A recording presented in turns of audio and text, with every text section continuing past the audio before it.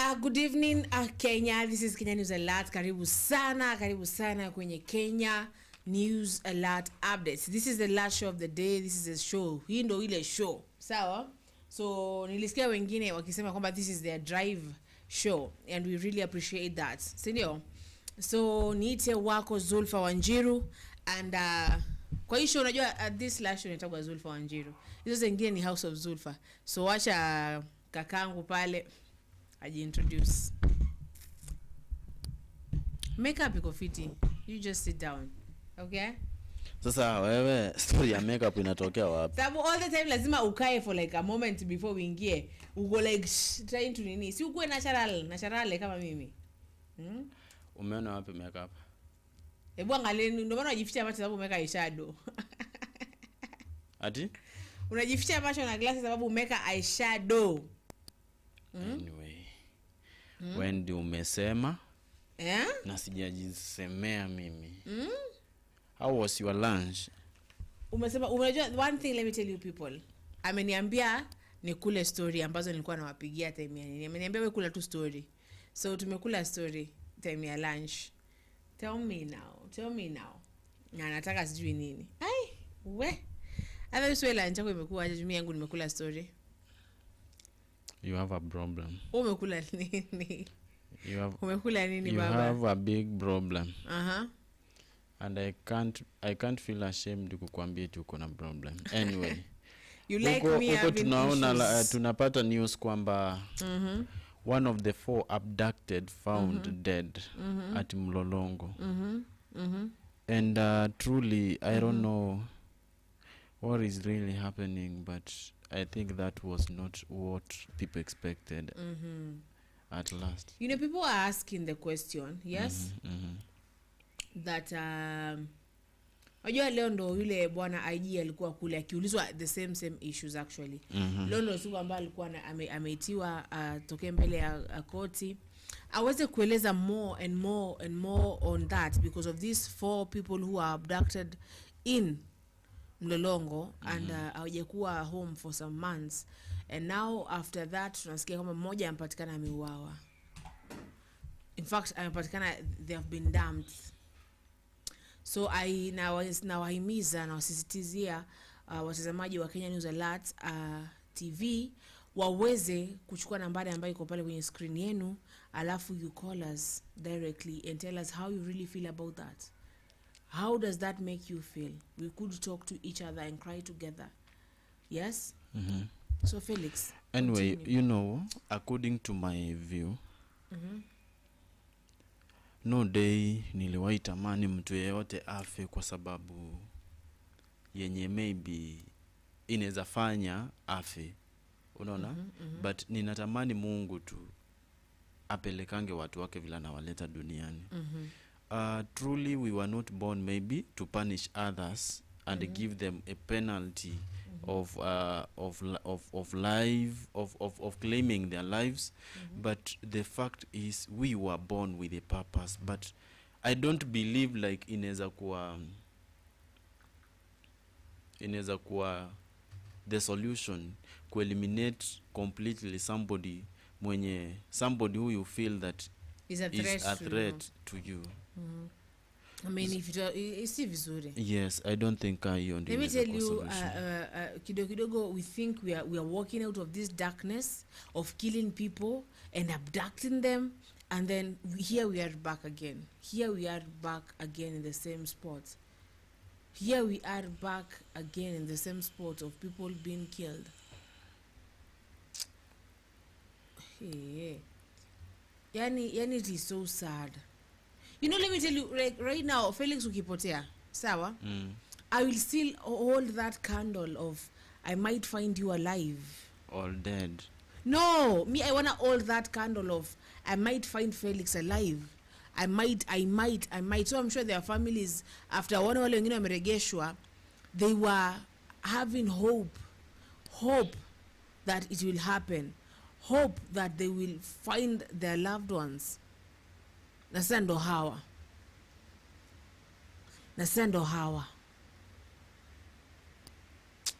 Tell me. Sometimes when ninajiuliza why why somebody gained a courage of killing somebody. Instead angefanya nini? Angempatia penalty ya kumuon for the last time. Maybe akirudia ndio maybe wamtoe. Unajua so far sijaisikia wale vijana wa kwanza wenye waliwahi enda missing wakiongea by the way. Wale wakina Yes. They said it was very traumatic for them, very traumatic. They don't want to talk about it. Actually mtu walisemaga hivi, I heard that Kibet was anally violated. I don't know if it is true. Yes. I haven't really fact-checked this. I'm just saying wait, it's a rumor. If you don't mind please. Ni kama nina doubt masikio. Naomba tafadhali urudie. I'm saying some rumors were saying that some people like Ibet and those boys, they were like anally violated. Those were rumors going on. Gonna chap and they were violated to humble them.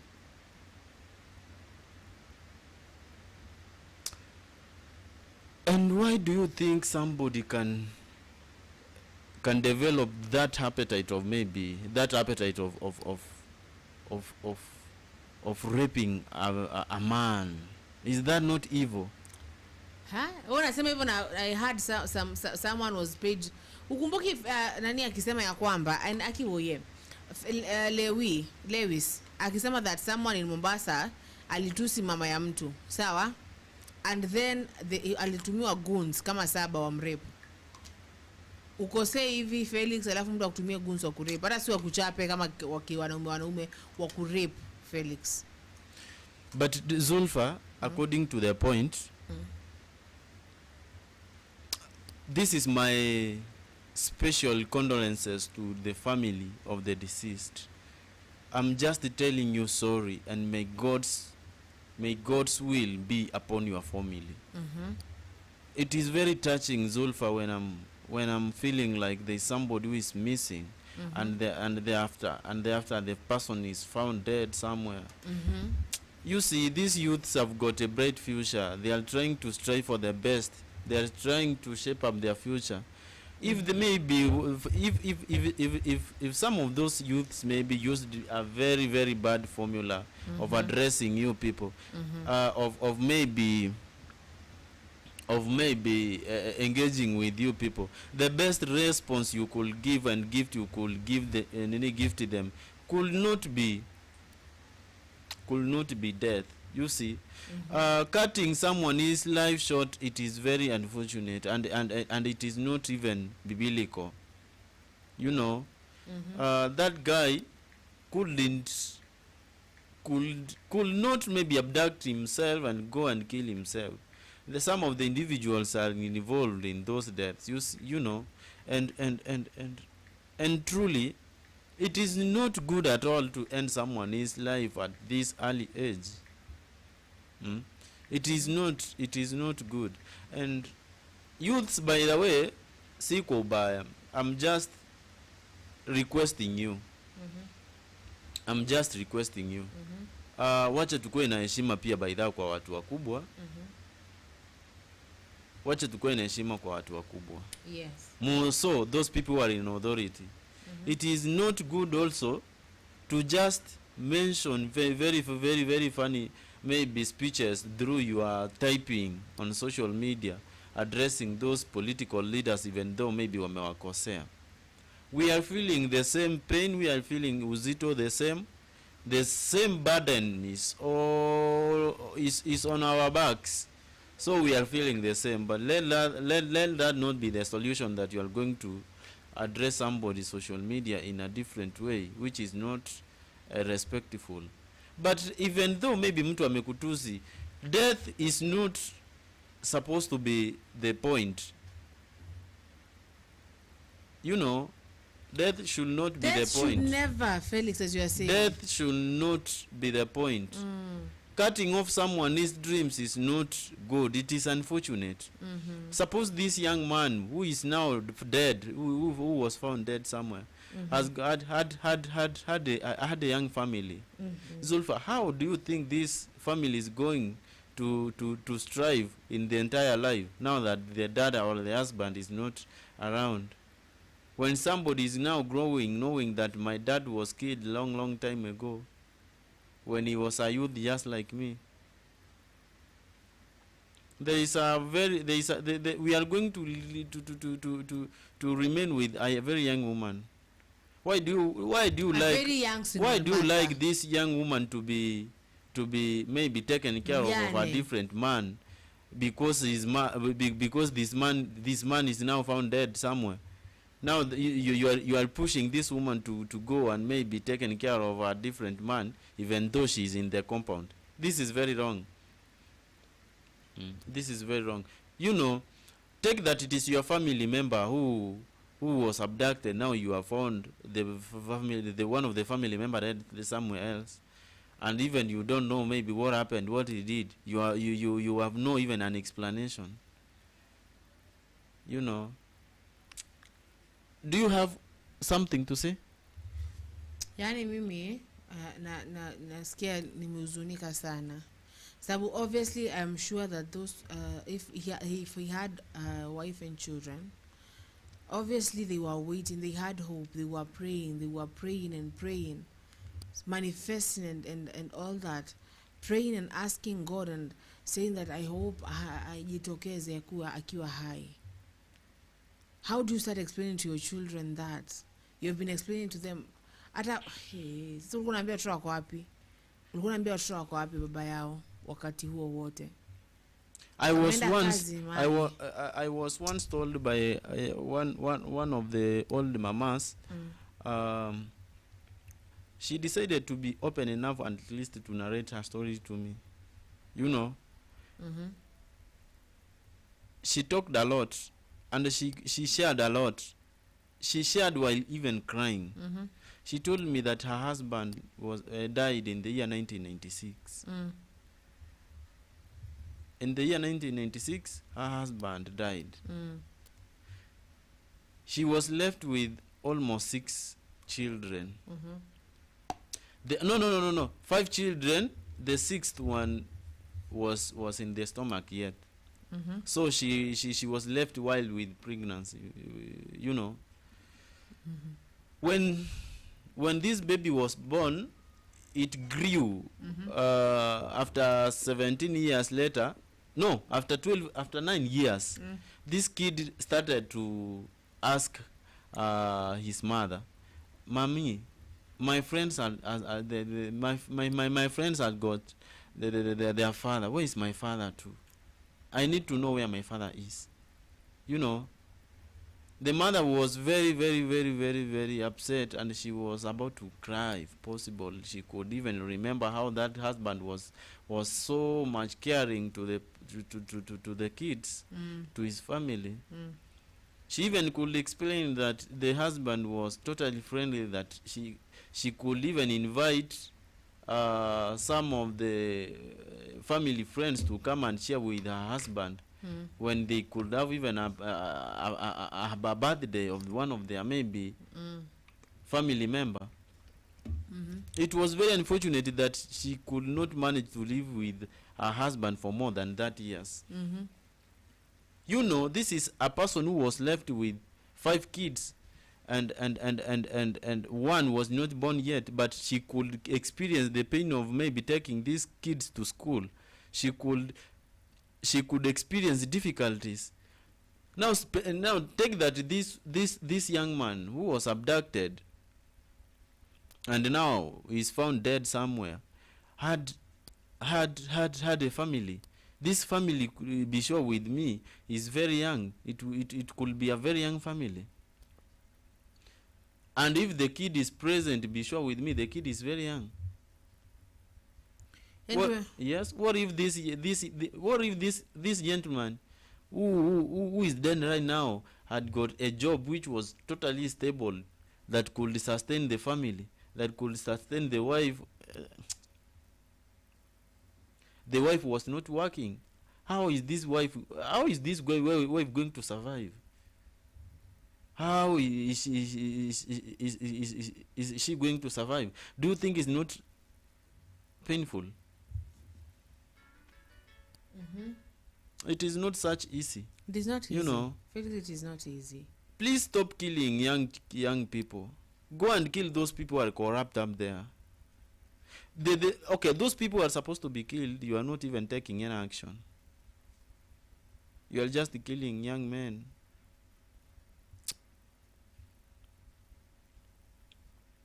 At some point, I do ask myself why some individuals can choose, if possible, to. Some individuals can choose to take someone's life. Kwani wao walizaliwa na wapi, like seriously? Does it mean maybe their parents were inhuman, because somebody can easily give birth to somebody who is exactly the way he is or she is? But now you find that some people, some individuals are ganging up, making some very funny deaths to happen.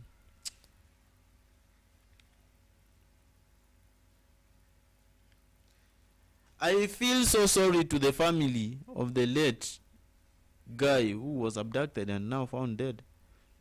Take that it is your family member who was abducted and now he is dead. How will you feel? How will you feel? Like, seriously. It hurts. It really hurts. Please stop killing Kenyans if you don't mind. And this this is my message to DCI. DCI, please. If you really know that you are not responsible the way I heard you say, please, then look for ways to end this issue, because these issues are going to worsen, and the people are going now to be killed in bulky, in large numbers. Today is one. Tomorrow is maybe a different number. It is very bad. Back to you, Zulfa. Let me tell you something, Sam. There's one thing that I've learned in life. Don't you ever ask someone that, what did your parents teach you? There's some people who grew in a very well-rounded, loving family. People who grew in church, people who grew in madrasa or in a Idu family. So don't say eti wao walifunzwa nini, eti walifanya nini, eti kulienda aje. Ati huyu mtu alitoka wapi? Huyu mtu ambaye maybe anaenda kuua watu, sasa walitoka place tu mzuri, place ambaye kuna upendo, place ambaye wabaki yako hapo, but they just themselves. I stopped blaming mothers a long time ago. Eti mamako alikufunza nini? That's why usually says mimi ukiona na tabia zangu mbaya, don't blame my mom. My mom took me to madrasa. My mom took me to the best schools. My mom took me everywhere. My mom taught me things. So do not blame my mom. So Felix hapo kidogo na kucorrect. Some of these people who are doing things, they came out of good families, came out of Christian or Muslim or Idu families, and they're here killing people. Yeye mwenyewe ndo ako hivyo. Yeye mwenyewe ndo mwenye roho chafu. I put myself in the mother of that person or the father of that son, because obviously hakutoka kwa mti, so mti alitoka mahali. They have been looking for their son.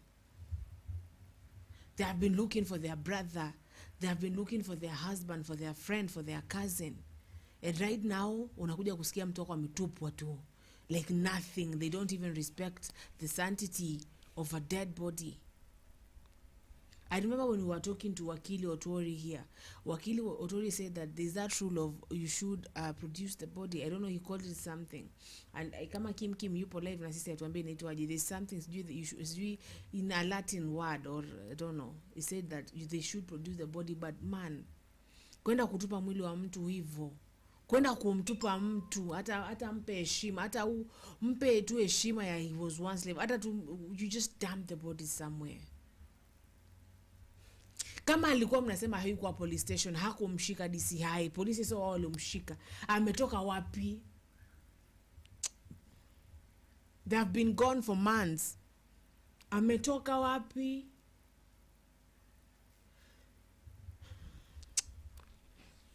Mfikiria kama kuna watoto, how will you start, how will the wife now start like fending? Maybe the wife was like venye Felix amesema hakuwa na kazi, hakuwa na chochote, maybe they were just young couples, maybe they hadn't saved anything, and now this woman has to like learn to be strong, like other she want. I'm sure you don't even have time to mourn your husband. Hakuna time ya kumourn because unajiangalia hapa kana una realize, yeah, I have children who need me as a healthy parent, so you have like to just switch, you know, just switch it off. Tafadhali naombeni jamani, acheni kuwa watu these young people, stop abducting and killing these people.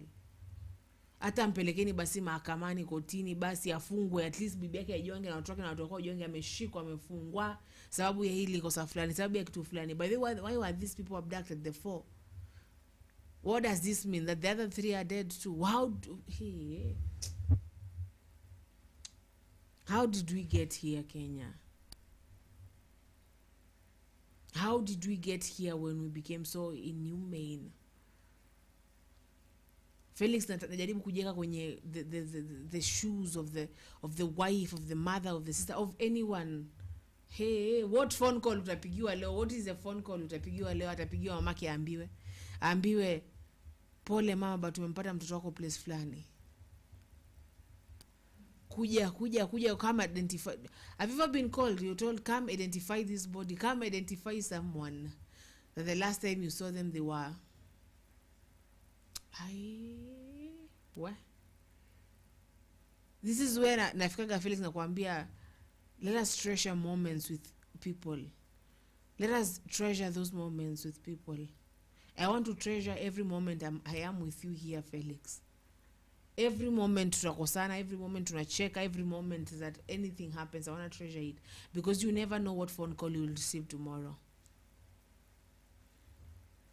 And it's just so sad that polisi wanasema, so wow, you police mko hapa kutuchunga, si basi mbona basi, what have you done? When I remember I was asking, what have you done if it is not you?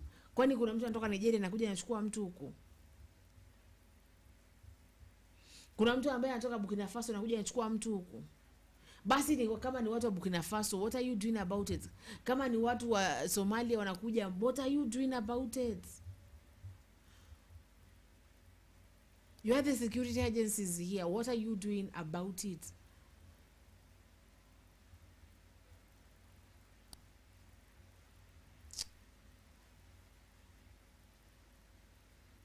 And it is so sad. Let me tell you, it breaks my heart. How many men are we going to lose? And women, and how many women are they going to be left here to be widows? How many children are going to be left here without fathers? How many lives are we going to destroy before someone actually does something about it?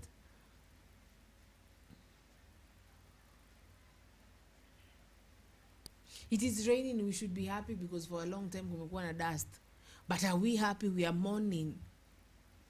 And Felix, this is not a good morning. This is the morning of crying for our people.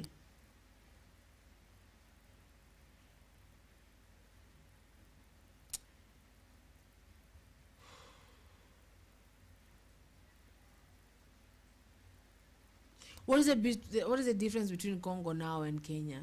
People are dying either way, Felix. Felix. Mimi nimeboeka vibaya sana. Truly mimi Zulfa nimeboeka vibaya sana. Unajua kitu yenye nimekuwa nikimeditate ni moja. Unapata like somebody anaweza kuwa a young father, sawa? Ama somebody anaweza kuwa a young dependent person mwenye ametegemewa almost with 3/4 of his family, sawa? Where will this family now going to depend on?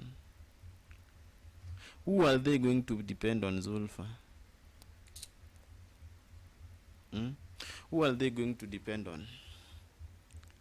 And why do you think these people are killing instead ya kuwafanyia vile walifanyia wale wengine? Basi wakirudia ndio wawachukue. Why can't they send a warning, a legal warning? Ndio maybe tujue like Kenya yetu ukifanya nini, ukiviolate maybe onyo fulani, wewe penalty yako ni nini? Ni kifo.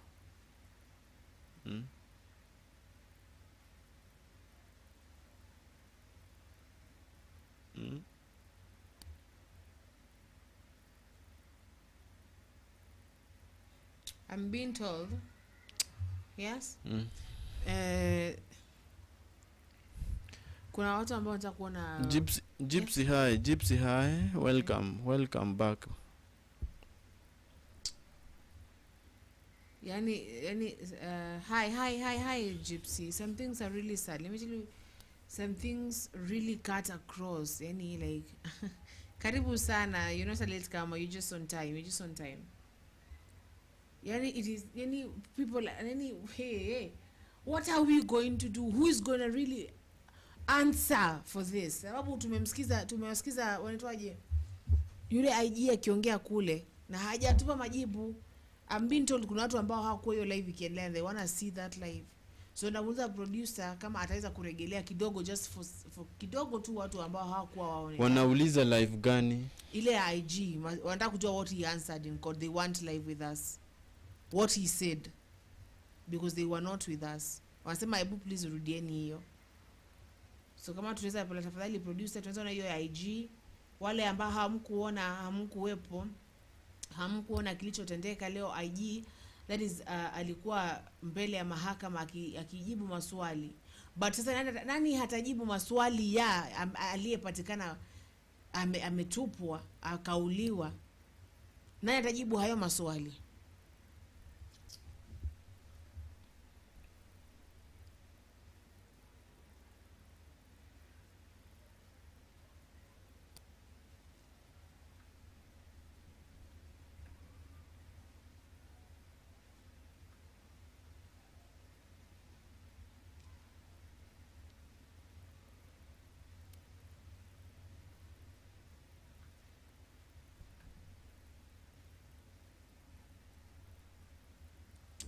Zulfa, tukisubiri producer, truly I'm not supporting whatever Gen Z's wanafanya chenye kinaka negative. Unaona, I'm not supporting. But huko mahali maybe wame raise issue, na mumeona like hii issue si mzuri na washa violate some of the regulations, you know, why can't they give them a certain discipline that will make them change completely the way they did it to the first group? Why are they choosing to take a life of somebody? Why are they Zulfa, I'm asking, why are they taking a certain decision that is letting the entire family to be traumatized, making the entire family to lose a family member? Sometimes I do ask myself many questions, but no single day. How will I answer them? Yani you ask yourself a lot, like ilifikia wapi? I ask questions like tulifikia wapi Kenya kabaki we are killing each other. That kidogo hivi Felix ukikatia mtu hapa una get, and the bad thing is like no one like inataka kama trend. Inataka kama kitu ambacho tunaweza kukikubalia. Like now the jokes out here is like usibonge DCI. How now? Did this why Dedan Kimanthi died? Is this why our forefathers fought? How come our forefathers fought for us to be free from the white colonizers, and now we are being colonized by our own? Felix.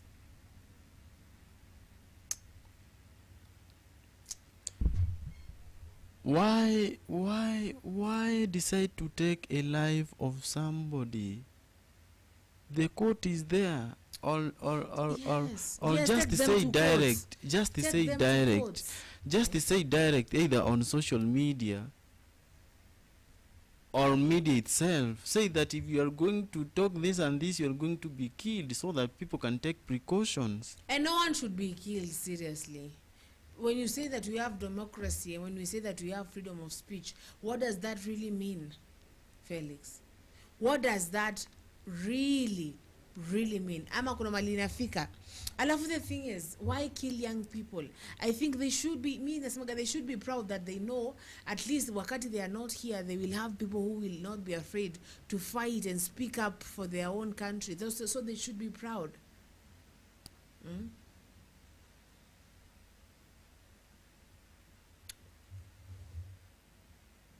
Yani look at some, kama tafadhali naomba kama bwana producer nimepata hiyo stream ya IG kidogo turegelee wale ambao hawajaona, tashukuru sana.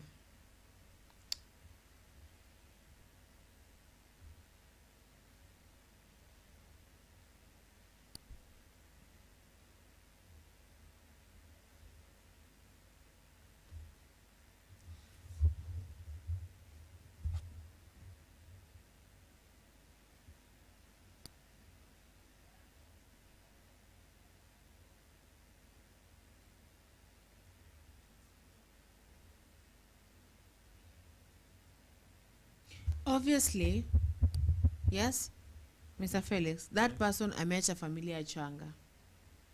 Obviously. What?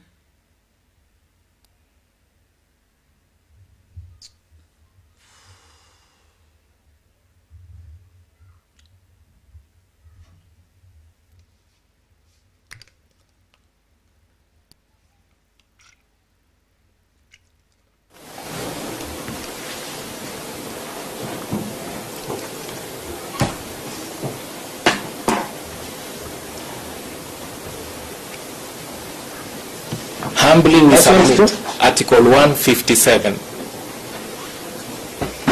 and we expect the investigations to be neutral, impartial and fair. I want to know, that's your expectation. Much obliged. My Lord, a writ of habeas corpus should not be turned into a weapon to force the direction in which investigations should proceed. A person approaching the court on a writ of habeas corpus must have evidence to show that indeed the respondent has custody of the body or the persons in respect of whom the petitioner. The writ should not be turned into a weapon or a tool to force the investigations to take place or to proceed in a certain direction.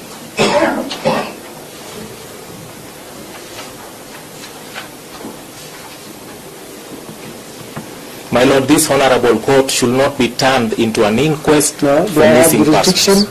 To hear this matter, I don't. You do have jurisdiction to review. Do I have jurisdiction to hear the petition, or do I have? You do have. We admit you have jurisdiction, but the petition is fatally and incurably defective. That's our humble submission. We submit. That's a question of fact. A question of law. Yes. Supported by facts. Law, because as we were submitting, my Lord, we are expected by... You know, counsel, the issues you are raising are issues of fact. Whether you have directed investigations is not before this court. We have not reached there. So, that's a question of fact.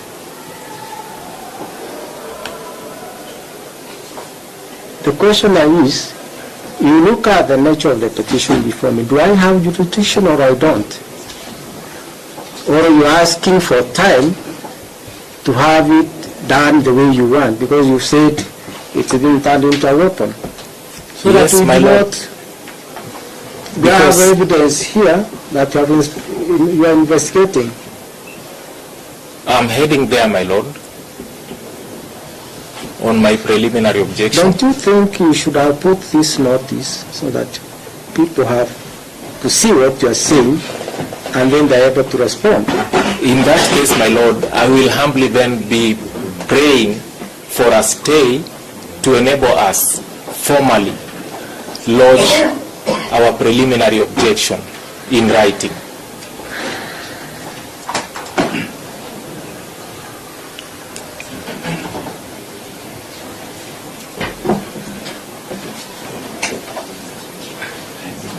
We will humbly be praying that these proceedings be stayed to enable us put in a formal application.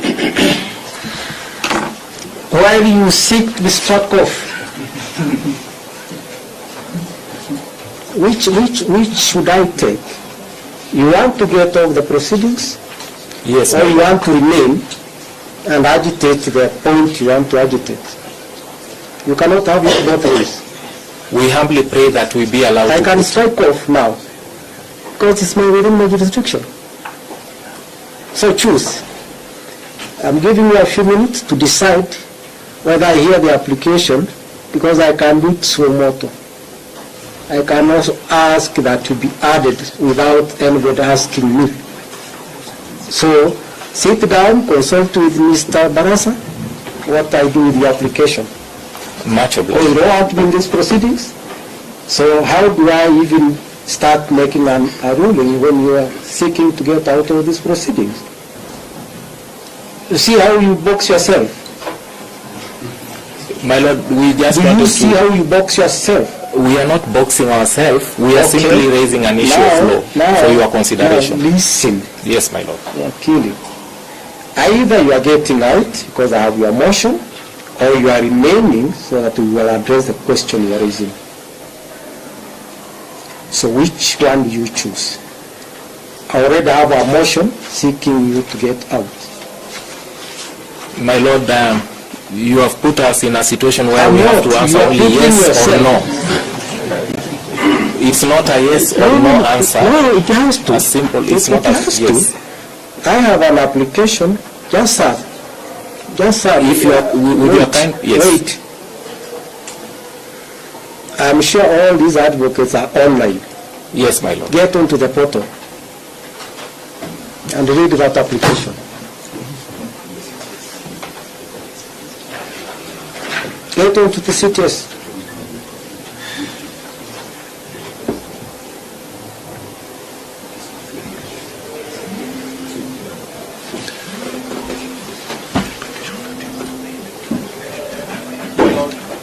Just a minute.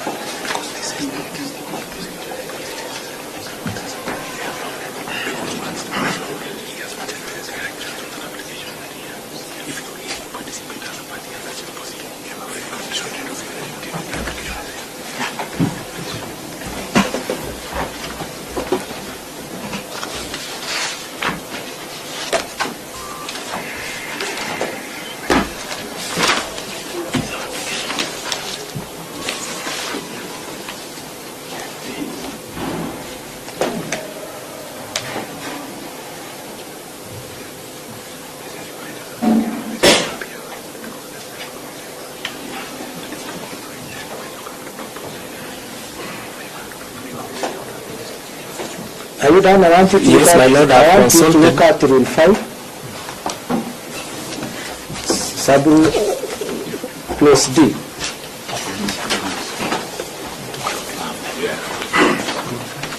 D, Roman 1.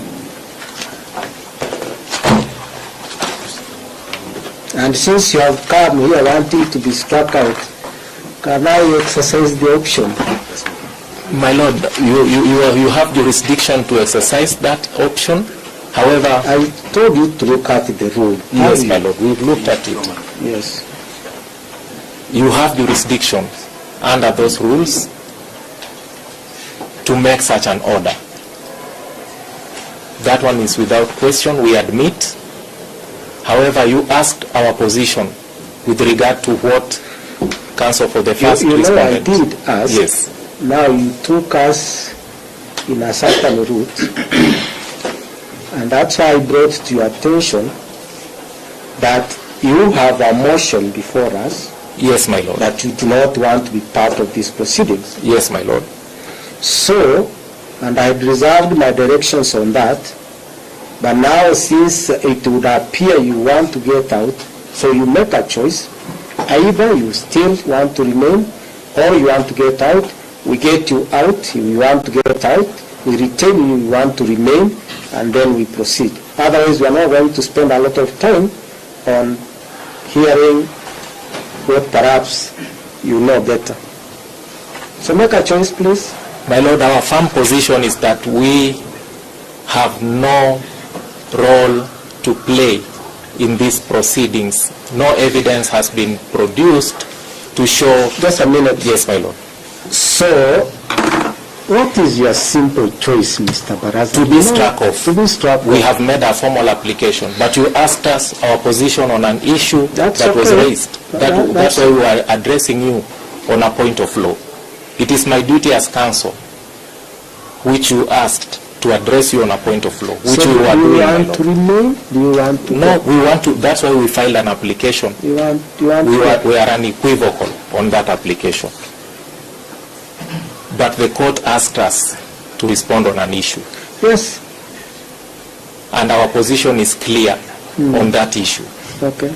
These proceedings are sub judice. They are going to prejudice investigations Are that they are sub ongoing. judice? Not sub judice, but they are going to be prejudicial. So look at the petition before me, counsel. Yes, my lord. Please apply your mind to what the petition. Don't look at the motion.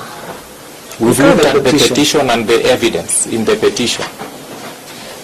So do you think this court has jurisdiction?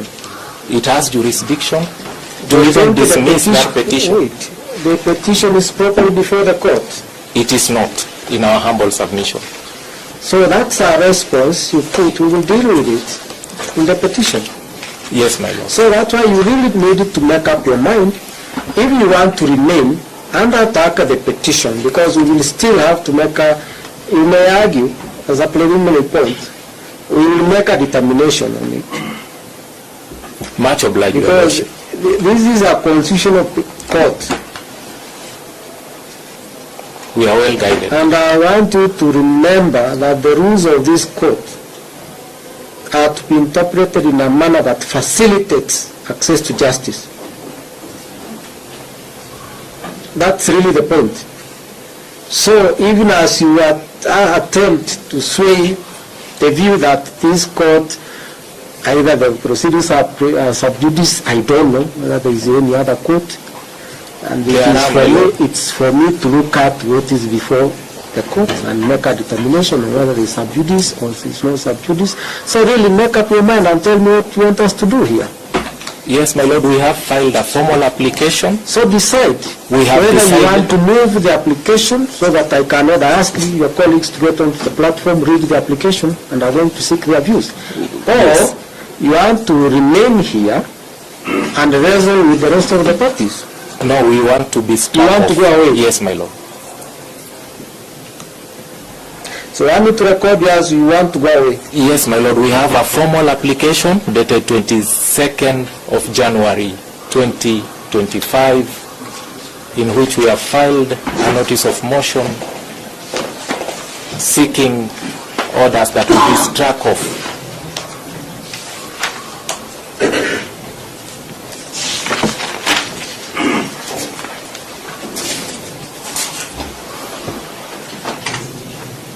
So you wish to pray that that application be granted. Yes, my lord.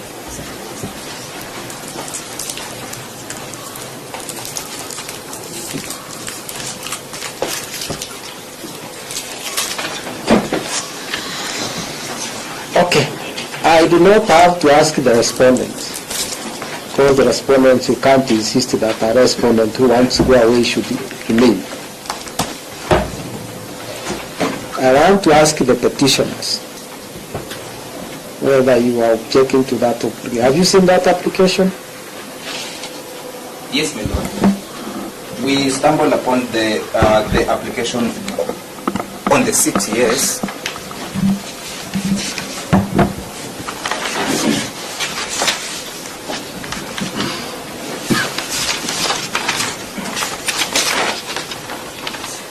Yes.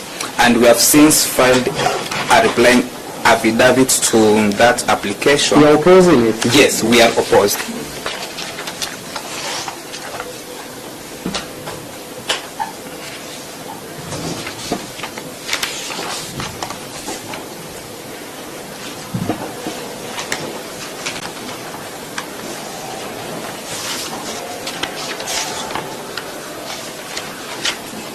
So you will want it argued? Sure, my lord.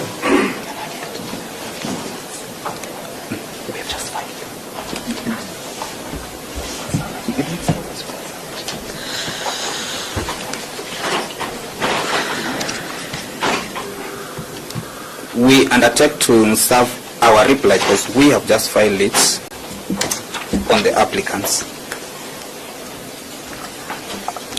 What is the role of the fourth respondent in this petition? My lord, what is the role of the fourth respondent under the Constitution? And the Constitution, look at that, vis-a-vis what is before us. Sure, my lord. The fourth respondent was included on the basis of Article 157, Sub-Article 4. But can we direct? That's what he says. Yes. What we sought from them. Can we direct? No, my lord. So eventually what will I do with them? Look at the prayers. Yes, my lord. In the petition. Yes, my lord. I know you have not looked at them. I have. My lord. They're just here. Don't take us round. Yes. They're just here. Have you looked at them? Yes, my lord. What are you seeking against the fourth respondent? Failure to comply with what are you seeking against?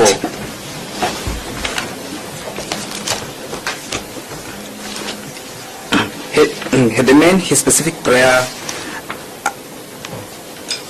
against the fourth, my lord, is for them to confirm if they have complied with Article 157.4. I am looking at what is the prayer. What prayer are you seeking against the fourth respondent? The prayer against it is prayer J, my lord. That's an order be issued that the second to fourth petitioners be produced, my lord. I'm talking with the fourth respondent. Okay, my lord. Then, my lord, if you're inclined, my lord. No. What prayer are you seeking against the fourth respondent? The prayers, the way that they appoint him, my lord,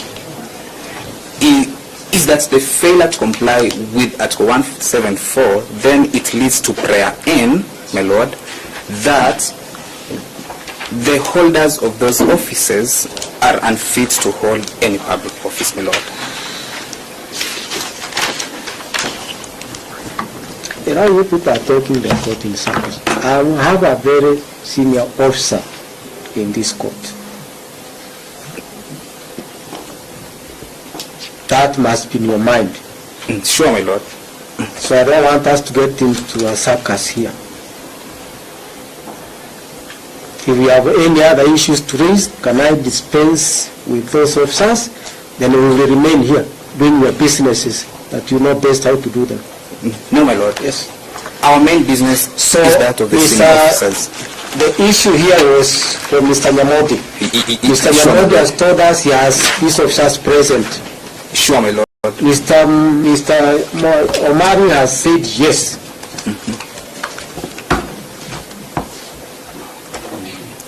Can I hear from Mr. Kandekuri? Yes, my lord, given the explanation given by Mr. Nyamodi and the confirmation that pursuant to your orders, the two officers are here, I think it is important that the court gives proper guidance in terms of the way we are going to proceed with today's business.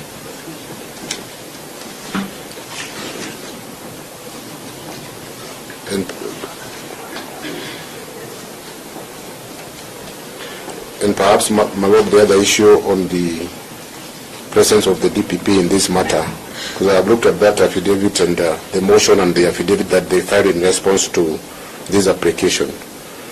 And they are raising issues of and putting evidence that based on Article 157.11, they have actually directed, and so therefore they are saying that they will be prejudiced when they come to do the actual prosecution or actually the issue of. So I believe that motion will not be objecting if the court were to consider gender or misgender of the parties and the discretion given to the court. But we have not reached to where they are responding.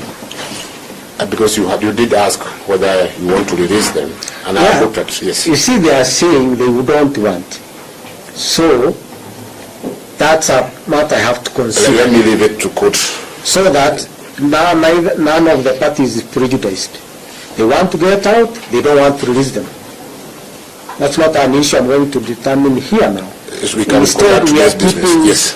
those of us here to see how we either conduct ourselves or misconduct ourselves. We can proceed with today's business, my lord.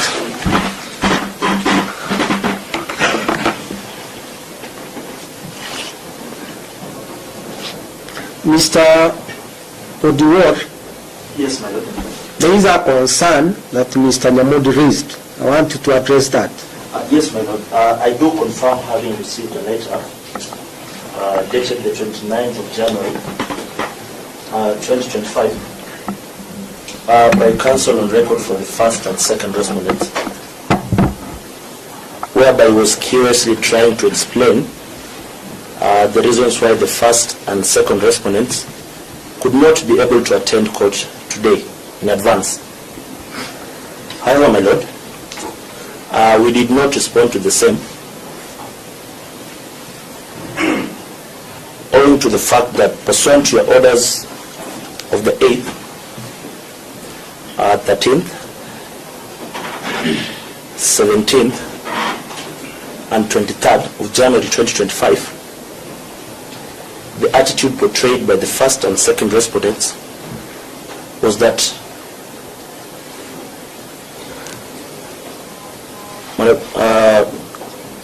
we decided not to respond to that, and now that counsel for the first and second respondent has explained that the first and second respondents are here before court. No, that you're not answering the question. You are skirting around it. I've confirmed to have received it, my lord.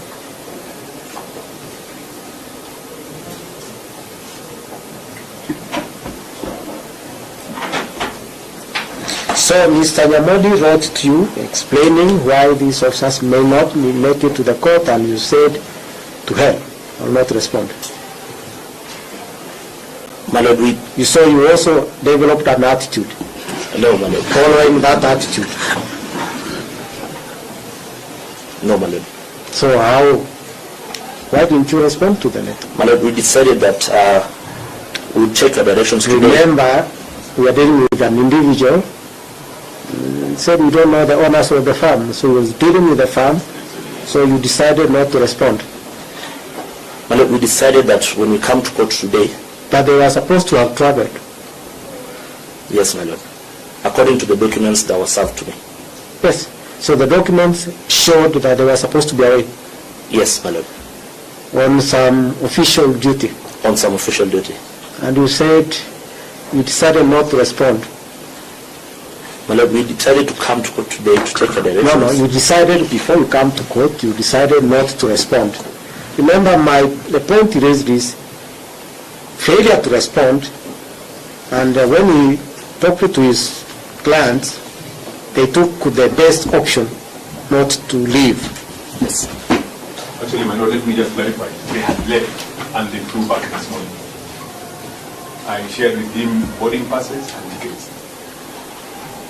My lord, he did share with me the boarding passes and tickets. So when did you see the boarding passes? My lord, yesterday.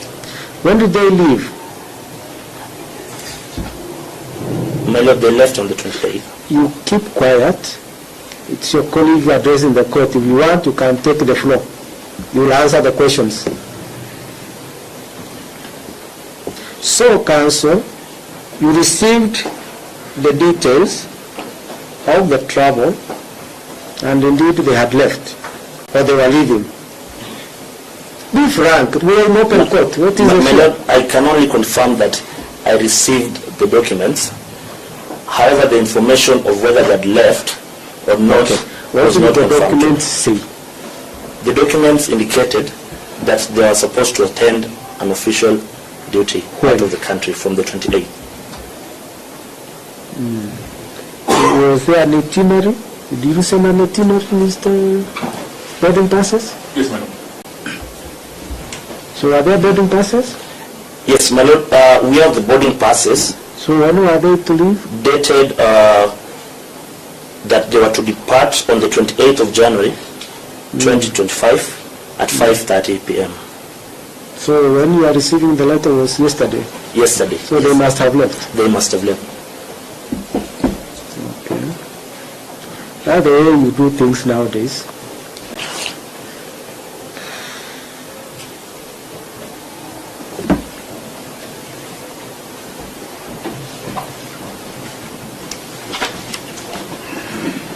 Both the first and second respondents? Sorry? The two respondents. The first and second.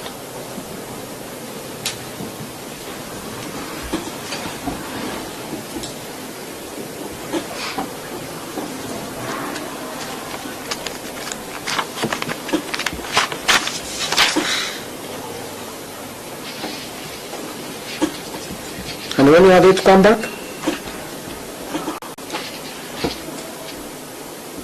You didn't scrutinize them. Mr. Nyawa, did you see those documents? Yes, I did, my lord. When are they to come back? On the 31st. Which is tomorrow. Yes, my lord.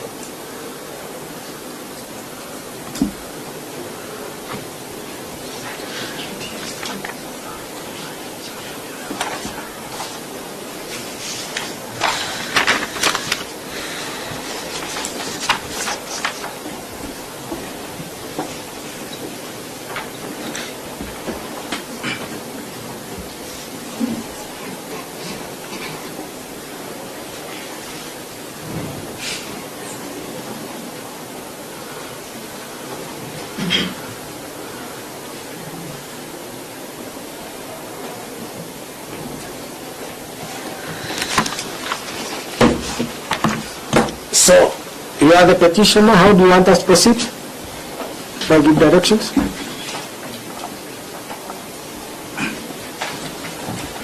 Our my lord, because orders of habeas corpus are inquisitorial in nature. So how do you want us to proceed? We know that. Yes, my lord. Wanted them first to address the question or on the whereabouts of the second to fourth petitioners, and if need be, my lord. So I'll do this, Mr. Yamodi. I will get to the witness box, be sworn, and tell us what they want to tell us. Then you lead them, you want, they will be asked the questions. So, my lord, I have a contrary suggestion. Yes. To what your lordship suggests. Yes. My lord, the agenda really for today is set up in your order. Yes. And your order requires two things of the first and second respondent. Yes. It is set out in the orders you made explicitly on the 8th as order number 1 and order number 2. Yes. Any inquiry beyond the orders that you have already made is then a fishing expedition. And that could not have been the purpose of your lordship then directing that these two senior government officials attend. So they will come there, tell us whether they have complied with those orders. If not, why not? Most of them. Yes? Most of them. And then if there is any question, they will ask. It is simple. We will take it from there, my lord.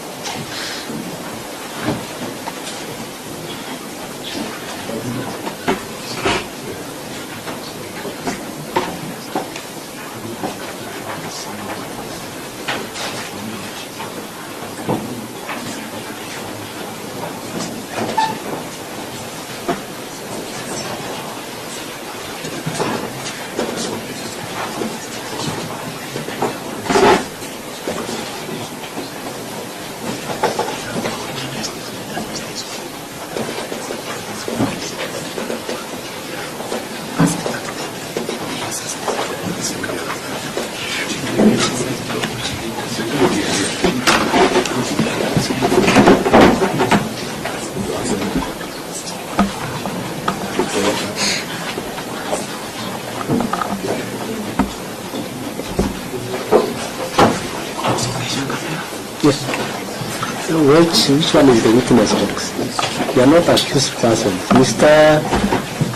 Nyamu, they are not accused persons. I am happy to hear that, my lord. For now, they need to tell us. But because the media is here, they can't come here.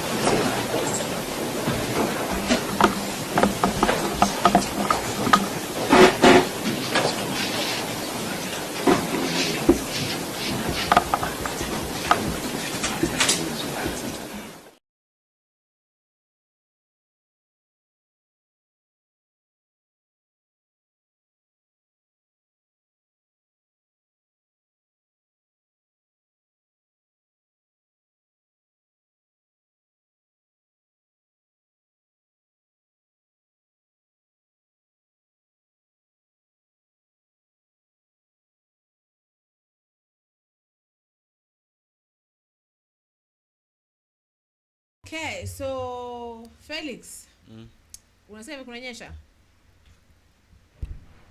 Kunanyesha kweli kweli. Sasa tutafanya aje sisi wenye sisi? Umeweza kumsikia yule my lord?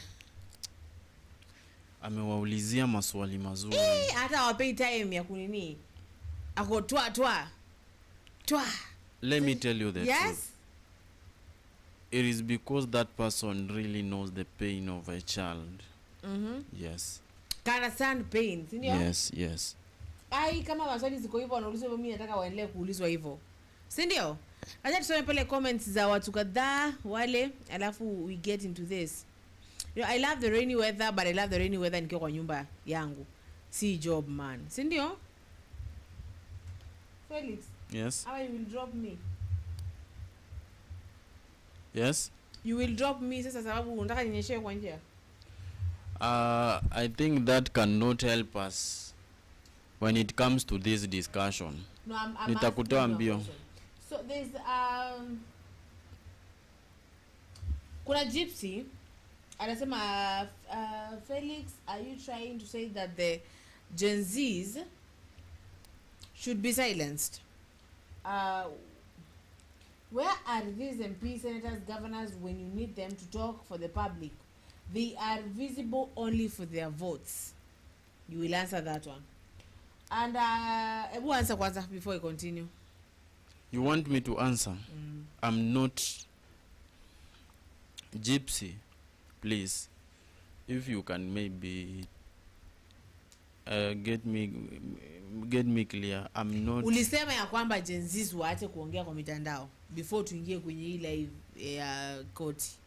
So hii comment imekuwa hapo tangu like I'm gonna say 50 minutes ago. Aliweka hapo akasema ya kwamba akikuuliza, now do you mean that they should be silenced? What is it that you mean? Because you spoke some things. This is the best way I'm going also to respond to that question, because I saw that that comment when during that exact moment, and this is how maybe I'm trying to respond to him. I'm not supporting anyone to silence anybody, okay? But the fact is, the best way to use it is not death penalty. You understand? I'm just requesting anybody who is involved in these programs to take the best action where possible to deal with the matter. You understand?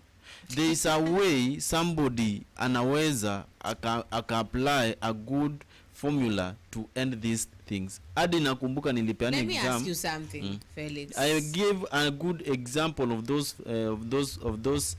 people who abducted. Felix. You understand? Felix, on that point, so when these leaders stand up,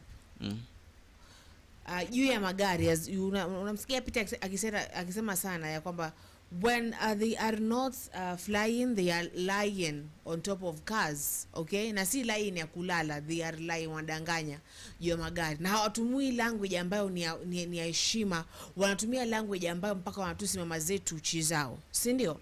So when you say, and you know, respect, but the respect will never go one way. You're told that respect is a two-way traffic. Yes?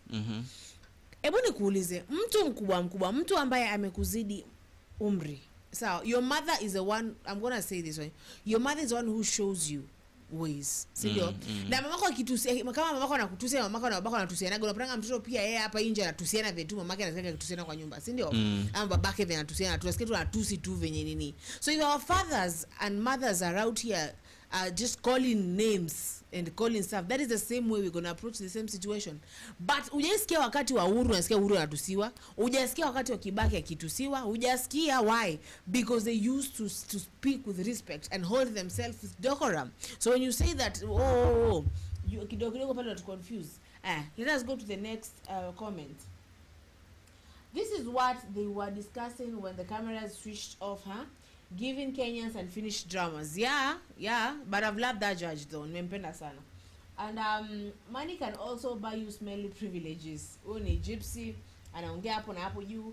Peter anasema ya kwamba the woman MP who are allies of Gachagua, Honorable Wamaua from Managua, made a PS of Health to withdraw the case of the woman who stormed Ministry of Health function. PS for Health confirmed to withdraw the case. That is really good. Wanafanya vitu na Peter. Thank you for informing us. Okay? Gypsy anasema, in this the whispers of, is this the whispers of fixing? Napenda vile wanapelekwa mbio mpaka waanza whisper hapo katikati yao. Sawa?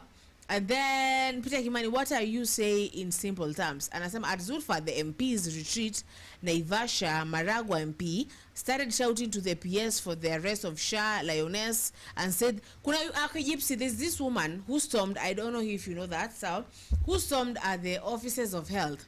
Like, and she confronted Deborah, the CS of health, like vibaya sana, akamwambia maneno kadhaa, akamwambia kwamba kwanza usidanganya watu kwamba Shah inafanya mashifa whatever, it doesn't work, okay? So and then after some few days akaendea hospitali na maskari fulani ambao walimbeba vibaya sana, na kupata Wakenya they were ready to go and storm.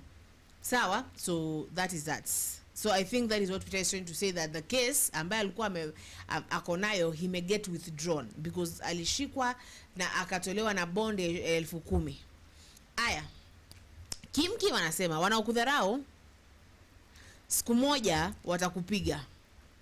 Kindiki Faruk Proverb. Kim, you go, you come with something. I say kwanza kucheka saa hii because at this point I'm sad. What's up with this microphone showing me fanya all the time? What's up with this? Okay, so let me hold it kama nafanya worship and chorus. Peter Kimani anasema a gypsy, I mean the woman who stormed the CS function. Gypsy akamwambia okay Peter Kimani, and then Gypsy akasema kwamba yes, I saw the woman, she is diabetic too.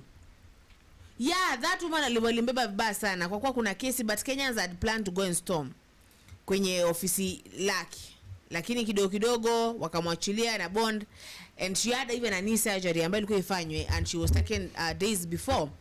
Then Peter anamwambia Kim ya kwamba Kindiki has been instructed to attack every Mount Kenya leader, including those in government. He started with Rigiji to Uhuru to Mukunje to now is attacking Sicily Mbairere, who is UDA chair. Yes? Felix? Yes. Jibu mashtaka. Ati nijibu mashtaka? Ujajibu Gypsy vizuri pale juu. Unajua ulinikata sasa nikaanza kuanza kusoma comments. Ndio sasa nikupe nafasi. Okay. Yes. Na mimi nifix hii kitu. I'm coming again Gypsy. Kuna hiyo hiyo comment yake yenye alikuwa anauliza like do I mean like the Gen Zs are supposed to be silenced? Is it? Yes. I don't think like I can encourage any party to be silenced. Genesis, they are supposed to be answered according to their demands. You understand? Yes. But at the same time, if the government, maybe they can claim that the Genesis are not using the best formula ever, they are supposed to summon them and maybe tell them, if possible, for if they can appeal, then better, than coming and just taking them silently and going to kill them. And my fact point was that killing should not be the answer. Then kapeana mfano aje, now see that suppose that this deceased person who is now killed has got a family, young wife, and even maybe a kid, a small kid. What is going to be the kind of life when it comes to the fact that now the father is not existing anymore? You understand? So I'm not maybe supporting the government that they are supposed to maybe to silence the Genesis. Genesis, it is their right to claim. Even Uhuru Kenyatta said that we are supposed to stand firm and say no, and rise for what belong to us. Unajua mimi, okay, what pains me more is all about their deaths. We were born with dreams. We were not born to die premature deaths. You understand? What would your pastor say about these deaths? Yes? What would your pastor tell us about these deaths? I don't get you. Yani pastor ako akenda kama your pastor, yeah, kuna mtu anasema about premature deaths, yes? What would your pastor really say about these deaths? Are they allowed even in the Bible? According to your question, premature deaths are the kind of deaths which we can say that they are planned deaths. Unaget? Yeah, of course tunajuanga, we do believe that kila mtu akona siku yake, but kuna zingine yenyewe now unaona like this now. This now. One is undeserved. Yeah, this one now. This is a planned, a scheduled. No, not a scheduled. I'm sorry, but a planned task over somebody. You know, it is a planned task over somebody, and it is not good. That's why I'm trying to say that let death not be the answer. Sasa kitu yenye ko very funny, watu wenye wanauliwa ni watu wenye wako very very very young. Very young. So sad. So kwa dakika kidogo sana. Jao tulikula wakati pale kwenye sema nasi, so we in the sema nasi show tulikula wakati, so we have like roughly wakati mdogo sana. So pale Kim anasema I think Kindiki is losing it all. Sasa wajua Kim Kindiki sasa according hata nilimsikia pale Gypsy amesema ya kwamba this person he's been used like a puppet. Excuse me. He's been used like a puppet to just do things that he himself you can see is not even comfortable with, but because sasa yeye tunasema ya kwamba si kama Rigiji ambaye atakataa kutumika hivyo. So maybe that's why. Ama wewe unasema je Mr. Felix? Vile umesema tu ni hivyo. Okay. Sasa tuweza malizia show.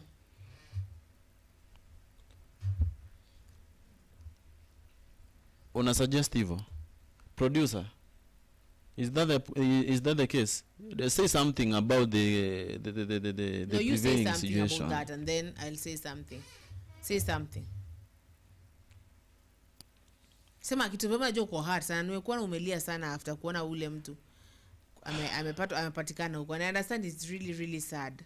Sawa. Today I'm trying not to be the cry baby. Today I'm trying just to like try and maybe maneuver all these feelings, of which it is really sad sababu unavyosema mtoto atalelewa aje, bibi atabaki aje, familia itabaki aje, kama ndio alikuwa anategemewa kwao. You know, it's a whole thing. But no one can really answer us. Maybe justice will prevail kama my lord ataendelea vile anaendelea. Sawa? So endelea baba. Zulfa, my point is it will never be okay when you see somebody complaining about something and you just end up maybe taking the life of the person. We are living in different classes whereby people are struggling in their own. Kuna mwenye ana struggle kuongezea bilioni moja, kuna mwenye ana struggle kuongezea 50. We are different. Wa 50 wakati anajaribu kulia, the solution is not that anaweza kuwa na expose what you really depend on. Killing is not essential truly in our society. I wish these people could know the cost of life. They could not even try to claim someone's life. Na maybe kama polisi hawahusiki, wacha watafute namna yenye ina end hizo vitu. But now that this is something which is clear, aki wajibu hayo. Wajibu tu roho safi. Na judge tafadhali usikuwe brainwashed na pesa. Unajua inaweza kuwa inaweza fikia a situation whereby anaweza kuwa brainwashed na pesa. Unaona? Familia isiende kupata haki. Hata haki ikipatikana manze life ishaenda. Na huyo msee haiwezi kuwa recovered. Tusikuwe watu wenye tuna claim lives of ovyo manze. We really have dreams that we are trying to chase. Stop maybe cutting off someone's life.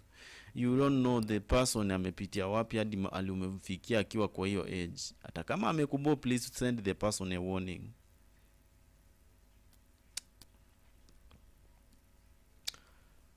Anyway,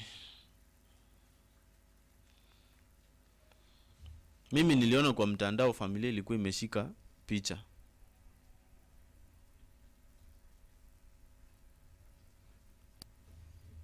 Familia imeshika picha.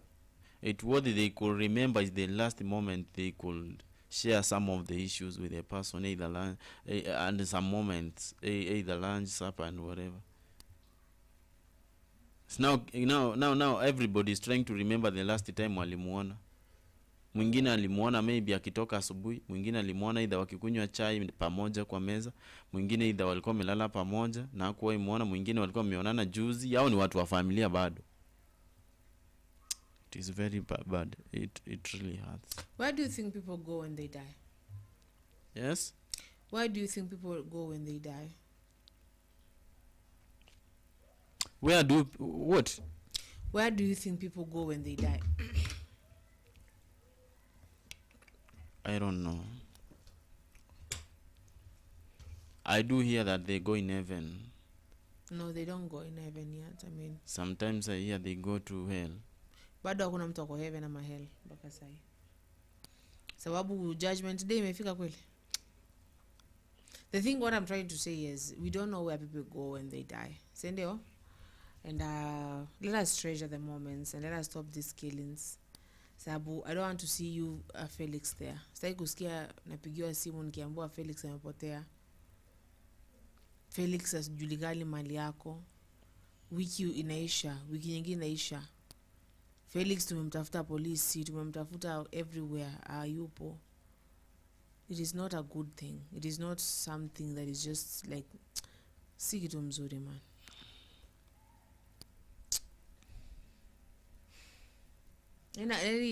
Nilikuuliza what do you think the phone call yenye ilipigiwa mama ule kijana mama kake ule kijana yenye ilipigwa, do you know this person so and so, how it was?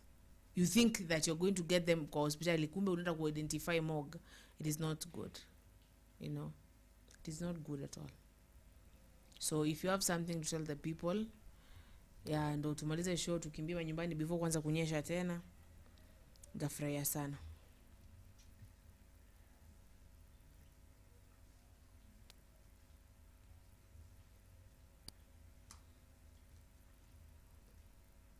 Gypsy and no one has come back and told us where they have been.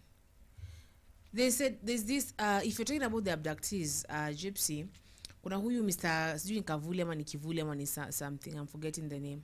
Anasema that alichukuliwa akapelekwa mahali kwa, it was in a forest, na akapelekwa place inaitwa, I might laugh but it is serious, inaitwa Mount Kenya Disciplinary School.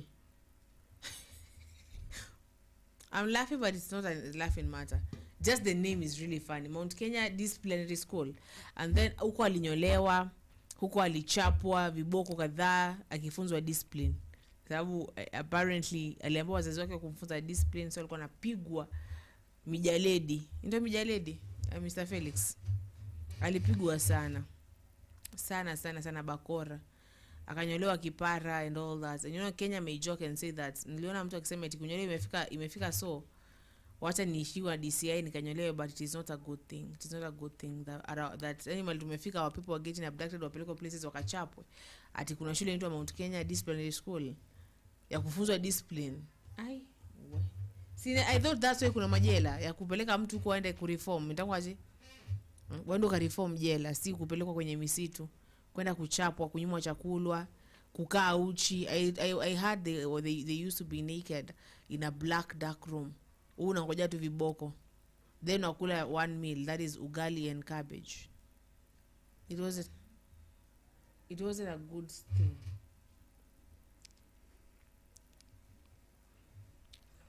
I love you guys. Thank you so much for joining us. My name is Felix Andrew.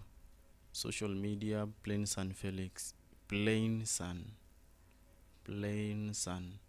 Plain Nilots, plain what, I love SON. If someone calls right now in my phone, can we hear them? Yes. If someone calls in my phone, say, could we ama lazima nike speaker? Unaweza speaker tu. Okay, just in a moment. Endelea.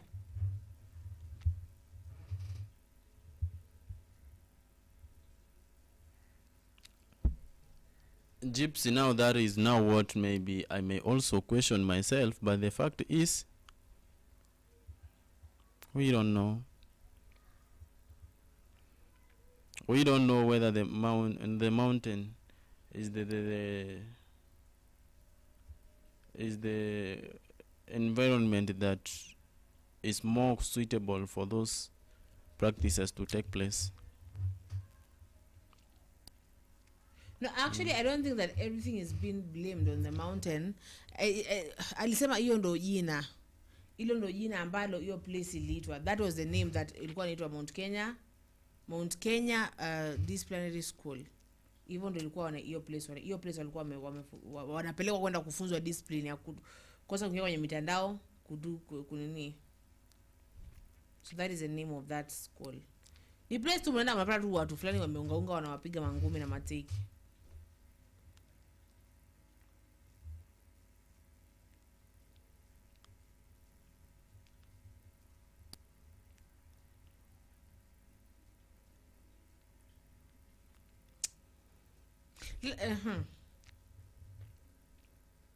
Umeshamaliza Felix? Yeah, this person that they wanted to talk, but my phone was on silent, so they called for like, I'm gonna say 8 times.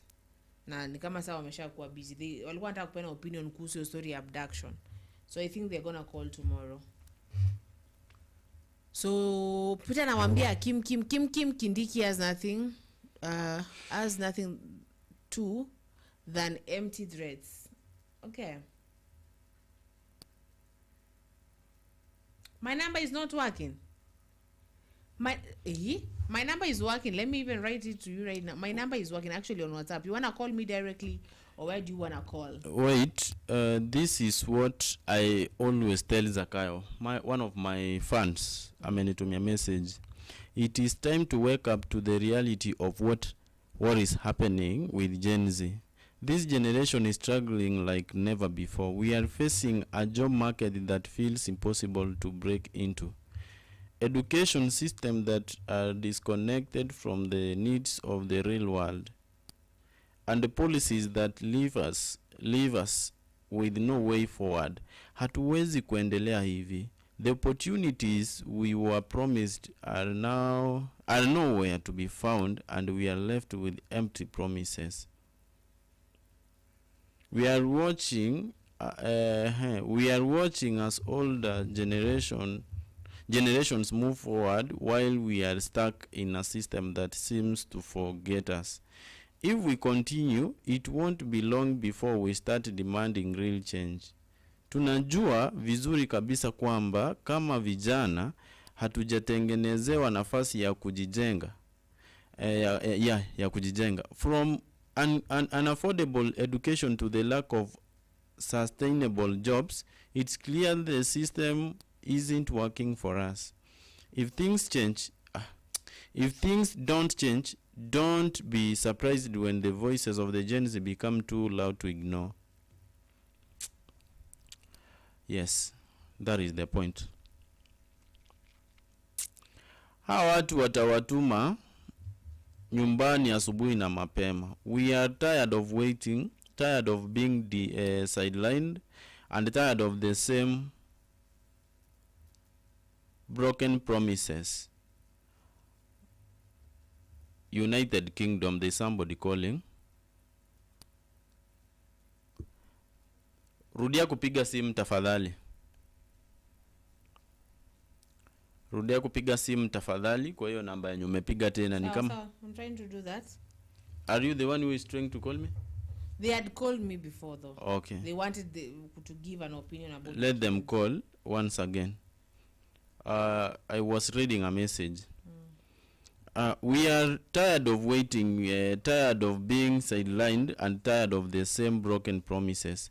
We need leaders who understand the struggles we face, who are ready to create an environment where we can grow, thrive, and contribute to this country. We need jobs, education, and hope, not just empty words. Your time is now. We need to see real action before you go home on 2027. We need to stand up for the future of Kenya, our future. If you continue to ignore us, there will be consequences. We will hold you accountable. Gen Z will not be forgotten. I think this is a very strong message.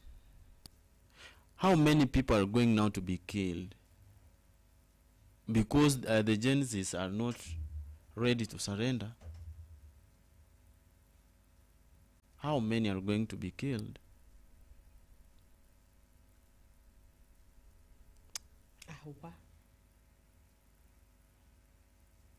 Hello. I'm fine. How are you? I'm good. Yeah, niambie Peter. That school wanasema inaitwa Mount Kenya School of Discipline. Ile shule ambayo tunapeleka kufunza discipline. Yeah. Niambie. Now the guy from Mlolongo, I hear he has been missing for 40 days, Yes. And he was found today that the IG and the director of criminal investigation were heading to the court, Remember, it took their new strategy of releasing people when they are summoned at court. Oh, so it's just so they knew that it's gonna happen. You remember last time, Gachagua was threatening to go to sue them in ICC. Yeah, and they released a body. They released some few. They released some few in 2 days. Yes. Then the day they were summoned at court, but they failed to appear. They released the three guys, the Kibet and the Muteti and the other guy from Embu. I think it's the new strategy that they are releasing them when they are summoned at court. So if they're not summoned, they're not going to release anyone. I don't think they will do. I think the pressure from that international petition, Uh-huh. and the pressure from the LSK, Okay. and the political leaders who have already talked about the abductions, Okay. have made them release them. So I think even that guy from Mlolongo died a long time ago. Mm-hmm. I think they have been they have been putting him in some preservation of body preservation. Mm-hmm. Then they release them when the court summoned the IG, so that they may think that they are not part of the abduction. Yani ndo ibaki sasa kama walireleasiwa mimi nikiwa hapa ni mimi how am I involved?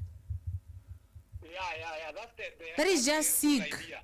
That is sick. Yeah, it's just joking with people's mind, but people who are sharp can see what the drama. Wa Peter, asanti. Umeunderstand hiyo? Na nimeelewa. Sasa nimekuelewa vizuri. That's the way. That is not good at all.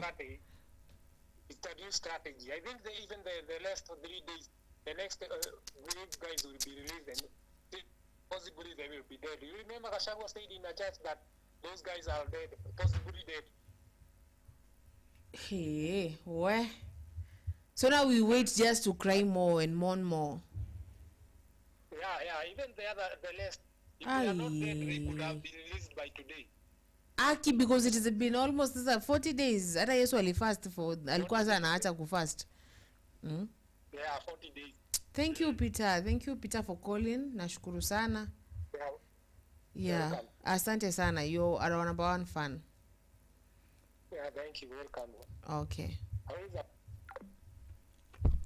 So what is the essence? I'm gonna call the other one. So the thing is, when they do that, when they so out wanaikuwa pale kwa fridge, wanaikuwa stamp ya huyu ni wa Mlolongo, huyu ni wa place flani, huyu ni wa place flani, huyu ni wa place flani, and then now the strategy is huyu akisamoniwa na release mwili moja na release mtu. That's why you say like nile kitu ya kama nilikuwa hapa, it's like when you hold someone ambaye unasikia ameua mtu. Hello. Hi. How are you? Hello, how are you? Hi, I'm okay. How are you? Yeah, so Faye. Yeah. You're live, so you watch what you say. You're live. Oh my God. I don't want you to start speaking things that you shouldn't speak. So you've heard you've heard about the abductions and the killings of our young people.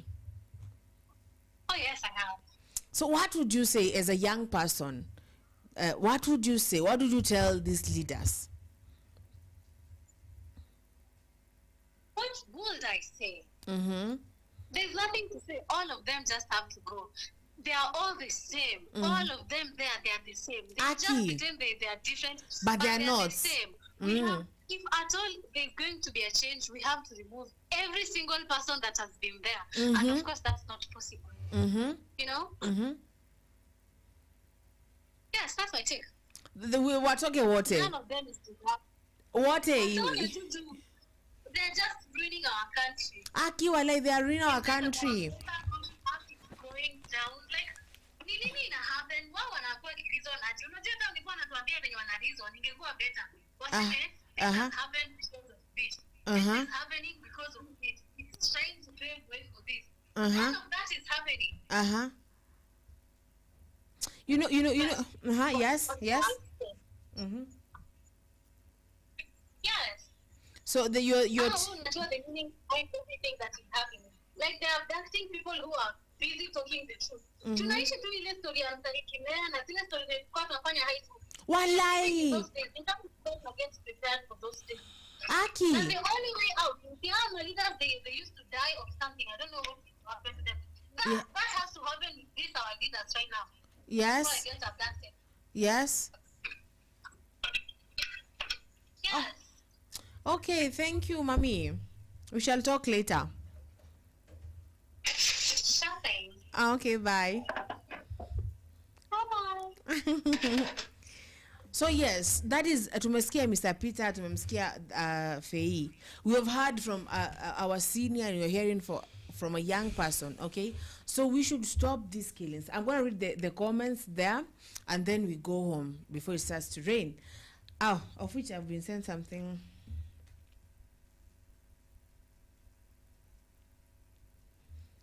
Okay, so nitasoma hapa kitu. Okay, dear, this is another one from our very best, okay? So, dear President Ruto, another one of us is gone. Another young person life taken under your watch. How many more must die before you realize that this is not just about politics or policies? This is about the future of Kenya, about the lives of real people, not the numbers on a chart. Gen Z is being killed and we are watching it happen. You can no longer hide behind excuses or empty promises. The systems you've created is failing us and is costing lives. Young person is lost. We lose a piece of our future. The youth of this country are desperate. And instead of offering solutions, we are being treated like we don't matter.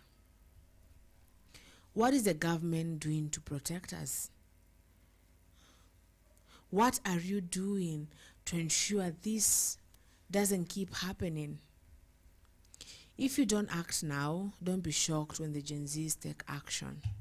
Hawa watu watapumua nyumbani asubuhi na mapema, watawatuma nyumbani asubuhi na mapema.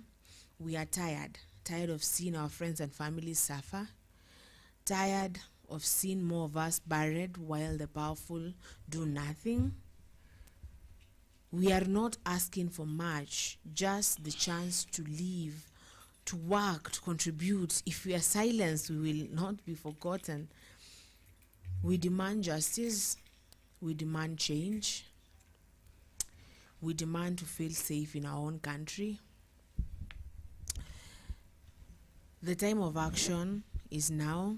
If you continue to fail us, don't expect us to stay silent. Felix, yani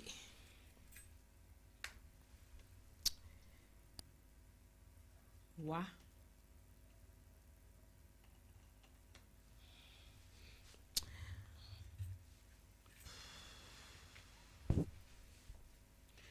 Yesterday we talked about somebody who went and spoiled a classroom which was contributed by one of the royal citizens we have. Wanafunzi tukasikia like walinyanganywa uniform zenye walikuwa wamepewa. Saa hii one of the bodies zenye zinaenda kutangazwa this year wamepatikana wamekufa, shapatikana huko. One of those people when walikuwa abducted ndio one of them wamepatikana akiwa amekufa. Sorry, I mean. And right now no person, there's no any person mwenye anaweza kutoka kwa hiyo government ya kuja aseme like this is what is going on. Wanasubiri wakati wa siasa ndio wakuje kuanza kuexpose vitu zenye hakuna. Wakati wa makampeni eti kuna kitu yenye ilifanyika mwenye alihusika ni huyu, ndio mnapea kura. That is not what they want us to start maybe digesting. We are not going to digest those things. It is very unfortunate. Killing someone is son mwenye hata uelewi ni nini huyu mtu amepitia akamlea hadi akamfikisha hapo, just because you are not happy with what the boy has done to you. We have got courts. Why can't you go and report the person, file a case? Police wamwende wampeleke kotini, kijana apewe warning ama chochote chenye anaweza taka, yani chenye mnaweza feel. Why you eliminating life? I'm concerned Zulva, I'm concerned much about life. Wanawake wengine na wanaume wanatembea uchi kwa sababu ya watoto wao. Wamewaelimisha, wamepata elimu kidogo. Hiyo elimu ndio hiyo sasa inawaongelesha. Mnamalizia kuwaua. How do you think those people are going to live the rest of their lives? Wameishi wakikanyaga chini juu hawezi nunua kiatu kwa sababu ya mtoto wenye wamepeleka shule. Mtoto amekuwa lawyer, ndio ameanza kuwaelezea sasa vile ameelewa sheria. Mnamtoa.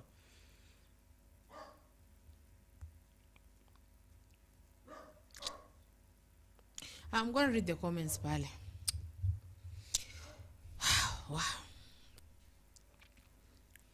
So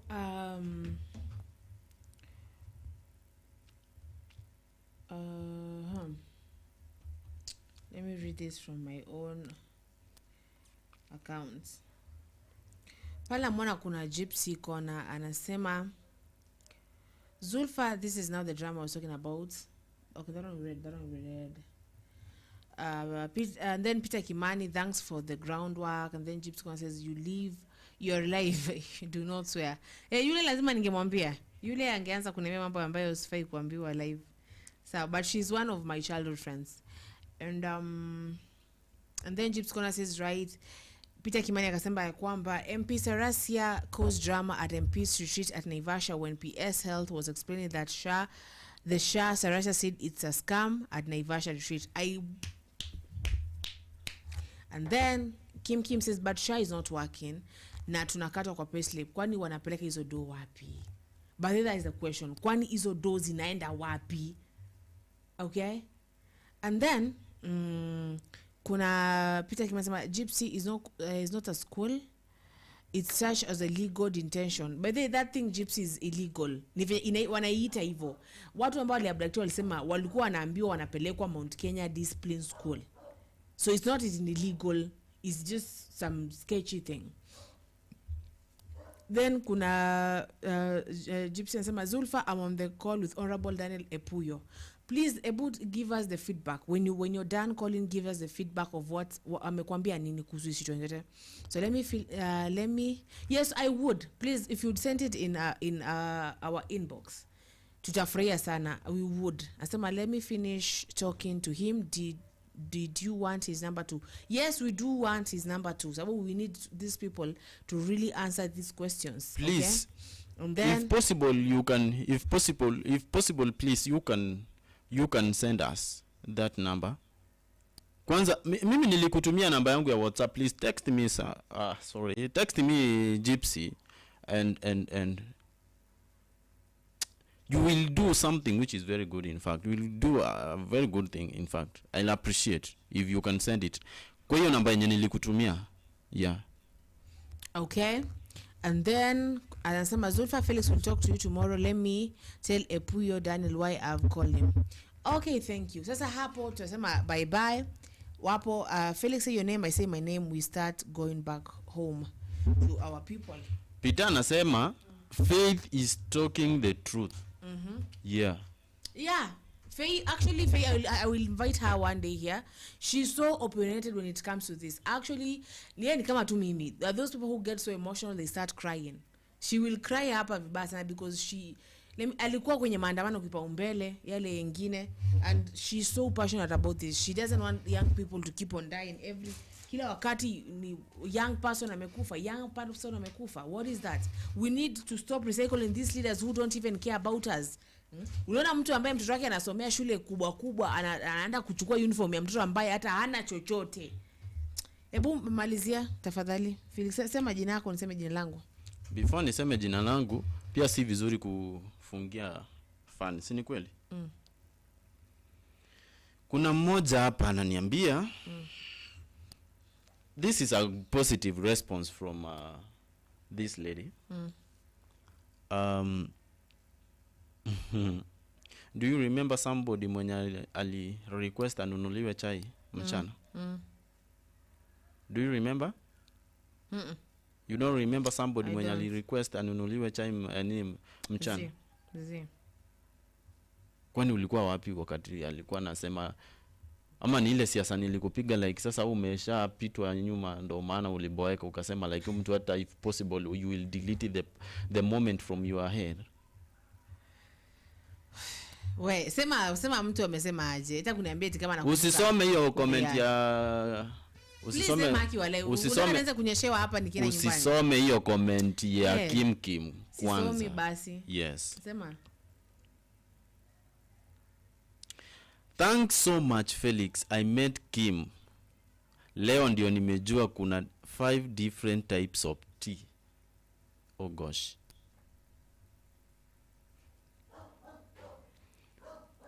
Kumbe kuna different types of tea. Sawa. soma comment ya Kim kwanza, juu naona uko na hiyo idhaa ya kuisoma. Isome kwanza ndio na mimi nisome. Soma tu message tafadhali, please. Okay. So, Kim anasema, how does the president sleep knowing that Aniso's soul is gone? Tusenda kuambia aje. Bado tunamuona kesho amesimama juu ya gari. Anatuambia something different. Okay? So the thing is, Felix anasema kuna... Let me first answer this one thing. I don't know how any leader sleeps or anyone mwenye their responsibility delegates them to protect the people of Kenya, or they swore or they took an oath to protect the people of Kenya. And right now wako to like either they are not even faced about anything that is happening, wako to like unaona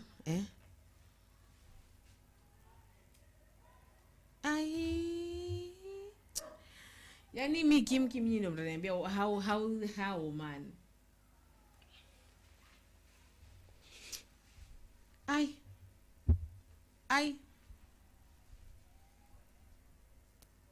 These people are just comfortable. Actually, these people nyinyi mkishtuka, they're just good with it. Anyway, they're just like na ambapo Peter amenitumia message flani anasema it's quite confidential, it's quite coincidental that the IG finally appears in court to deny the police's hand in disappearance of Mlolongo 3 and for 2 of them to be found dead shortly after. Or is it? I'm going to ask a question. Sawa, are these people tortured to death? Like wanakoga wanachukuliwa alafu wanakufa by mistake wakiwa kwa ile hali ya kuget tortured because their bodies cannot withstand too much pain, because as we all know, kama umesoma mambo ya akili, your brain will shut down when you're going through a lot of pain, and when it shuts down it may shut down. So do they die during the process of torture, or they are just like wakichukuliwa tu what they are known they're going to be killed, like any hata mwenye mkidnap abduct anajua I'm going to kill this person, like because alafu just to finish because we have to go back home. Yes, Miss Sharon. Yes, there are a lot of there are different types of tea, like a lot different types of tea. Anyway, thank you. Pia mimi ndo nimefikiria vizuri. Nimeona niache kucomment kuhusiana na hiyo issue yenye Kim ametype hapo hivyo. So anasema like nimemuuliza about his wealth. Kumbe yeye ndo supply cement kwa hizi affordable housing at a profit. Umesikia? Wakati alinunuliwa chai, endelea kufake smile, uzuri ashachukua sasa. I'm sorry. Niendelee kufake smile. Ona tu vile ina fake. I'm sorry. I'm sorry. What? You think now because I'm just reading. No. I'm reading. Read you finish, yeah. We go home. Kumbe nimemuuliza about his wealth. Sawa? Kumbe yeye ndo supply cement kwa hizi affordable housing at a profit. A bag at 2,800 each. Na kwa shop ni 650. Aya. Anyway, Kenya is fun. But he's good man, I have enjoyed. Umesikia hiyo? He's a good what? He's a good what? Sound. He is a good man. I'm sorry. Why do you want to force these issues? No. Why sasa mimi ninasema ukweli sababu imekuwasha. Sharon, huyu hajaribu kutupiganisha. Kujipiganisha like, nini? I don't know what kind of reaction from me. Nisikize. To me, that is the fact. That nasikia vibaya sababu Sharon amenunuliwa chai. Aya, nani na alikwambia ni Sharon alikuwa? Wewe sema baba. Nani alikwambia ni Sharon alikuwa? Sharon angekuwa amenitext akiniambia. Wewe tulia. Ai? Aya. Kuna hii message. What? What is it? Naimbo Zulfa, another body found Aki, as we said, it's a new strategy. Oh no, ya Martin Mo. Oh no. No. Kimki wasema hawa watu uteswa sana man.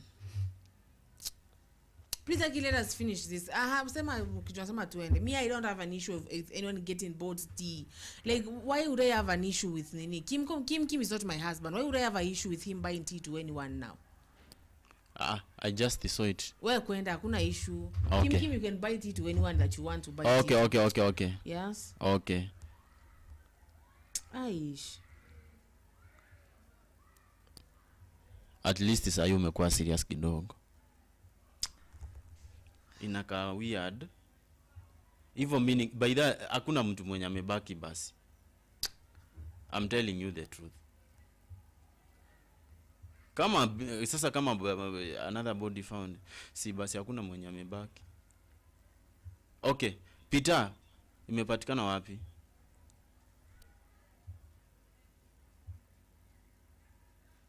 Imepatikana wapi?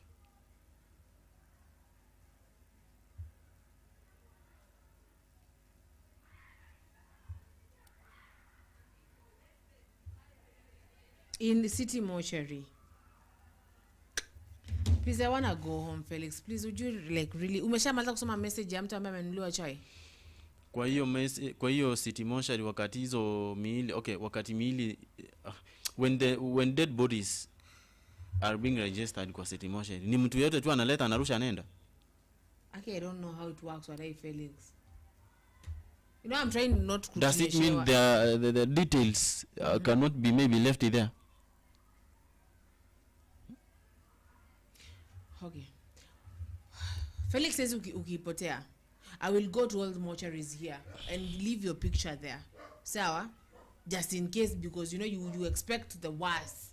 Okay, so I will go to every police station and be like, this is my person, inaacha picha yake pale. So wakati ule mtu atakuja, I already left details in every mortuary or every hospital, every place where you could be. So when they come, they kuwa like, okay, huyu ni huyu fiti, tulichaka contact information kupiga simu, haya ni huyu basi, ni Martin Mo amepatikana, ni Felix amepatikana hapa. So that is how it happens now. Are you good with that?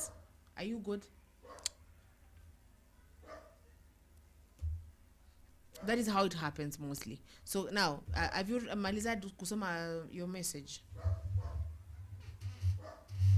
Utashtuka man, utashtuka more, because this Felix, I have told him to text me because my battery is low. Tactics because I will screenshots. Gypsy, you spy. Oh, fit.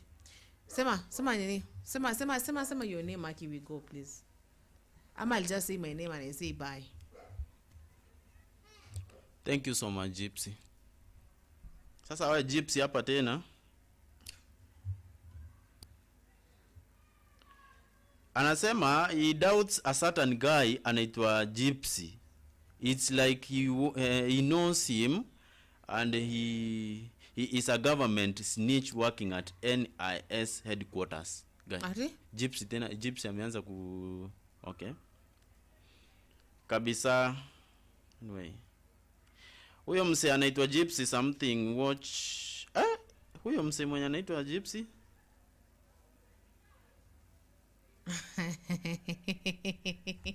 Ni mzuri sana. Amesema mse mwenye anaitwa Gypsy ni mzuri sana na if possible he has got a clean heart. Meaning hii nayo ninaweza kubali. Huyo mse mwenye anaitwa Gypsy is somebody mwenye kuna something known as a clean heart. Gypsy kumbe is a good. Sasa si alitununulia tea kwa YouTube. Ukweli wangu. Gypsy, you are a good man. A good person.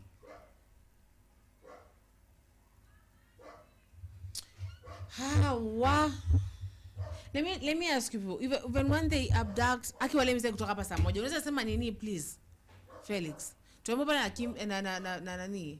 Na Peter. At Kim to hear the Embu guy was tortured, and then Kim is like, yes, even being electrocuted and being stripped naked. That is just bad. Please Felix, please. Unasikia tu nachukuliwa jamani, acha tuende manyumbani mapema. You want me unataka kusikia kesho umesikia Zulfa ameget abducted? Like seriously? Do you feel good now? Umeona nikiambia producer sikate live. Sasa useme jina lako na unaseme jina langu. Nilikuwa nangoja useme umalize message ya mtu wa chai. Ushamaliza message ya mtu wa chai. Is there any other message you're going to read? This is Felix Andrew. Thank you. By that me language inafikanga inanikosa wakati kitu inanisumbua kwa akili. I know.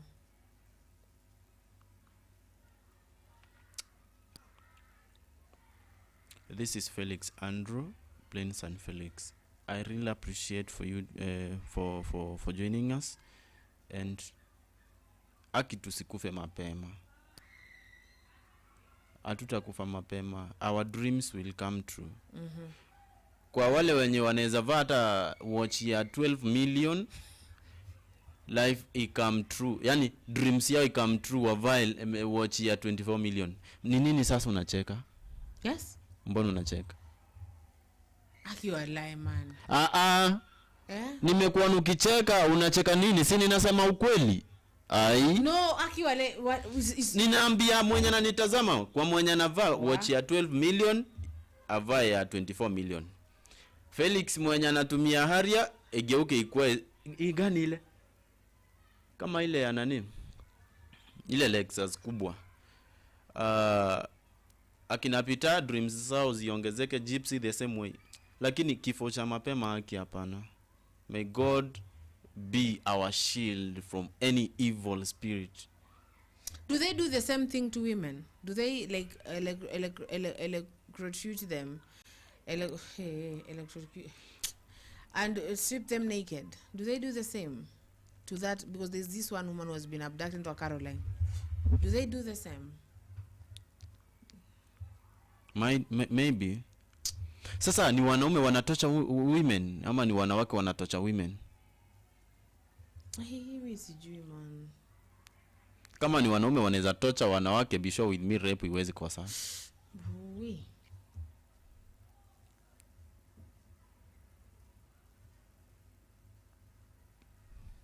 Ndo nasikia baba, ndo nasikia Zulfa kumbe Kim ni beneficiary wa affordable housing.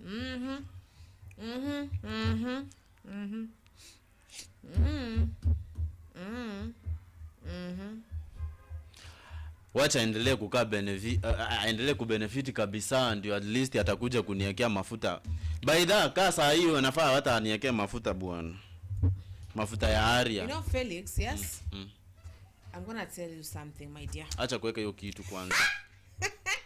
Acha kuweka hiyo kitu. Let me tell you. I'm going to surprise you later. Acha kuweka hiyo kitu kwanza. Unajua like let me tell you. Hiyo kitu ungeivaa no wakati ungeenda huko nje. Nilisema na kuwekea babu. Sawa? Nitakuja tu kuja kuanza show ya jioni nikwambia ona babu basi nilivyopendeza na cheetah print kwenye shati, cheetah print kwenye nywele. Sawa? So how do you feel me now? Wanaonaje? By then nakuchukia. They will go to hell. Yes. They might mistreat them and not get caught, but it's how they have kids wanalea pia. Let me tell you the one thing with Maulana ni kwamba atakufanya utapitia mpaka your 7th generation to feel the same pain. And the thing is, he doesn't make you hurt, he makes your generation hurt so that you may understand how other people felt. Okay? So Felix, as we finish, say one good thing about my mtandio alafu tuende. Na Kim uje na ngoja kitambaa. Na kuchukia. Guys, I'm allowed to do any charity of my choice in Turkana. Felix and Zulfa will be my bodyguards in case I disappear. We will take you bumper to bumper. Where? Streaming everything. Let me tell you. Hey, Gypsy, please. If you don't mind, please. Alert me. Ni bebe camera. Wacha kucheza nikiongea. Ama ni kwa sababu I'm happy kamera because ya- anasema atafanya charity. Is it What is because- wrong with that now? I am being happy because she's saying she's gonna do charity. hiyo kucheza in cheza yako Turkana. inakaa So ya that's why I'm kijeli. dancing. Webu ongea. Kwanza ushatukumbusha ulikuwa tudansie. You are not going to live this live before you dance for us. Let me tell you, Gypsy, please. Ukianza kwenda Turkana, please, if you don't mind. Tell me, nibebe kamera. Nibebe na nini tena? Na Zulfa. Okay. Na Zulfa kama Obi, lakini na Zulfa basi tujaribu kuenda so that we can do it. Oh yeah, amesema wow Zulfa, I love your headgear. Yeah. Si utulie nimalize kuongea. Na lazima nikwambie sababu unateta hapa eti. Kala ndio inakatizia. So tuende pamoja tukave live if possible, na mwenye anakuja kukuchokoza vile Eric alichokozwa kila Mkenya ajue. Anyway, dance for me, dance for me, dance for me, ringa ringa ringa ringa. I said that I'm gonna, yes. Unajua ile song ya Pato Ranking? Yes. Unajua ile song ya Pato Ranking? Eh?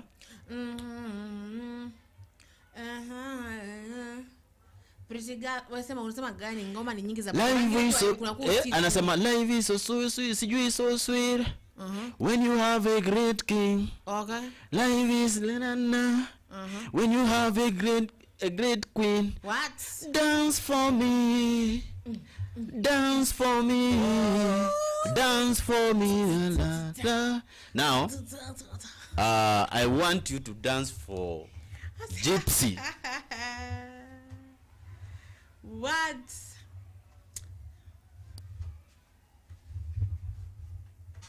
Pretty girl. Gypsy, I'm gonna do like let me see.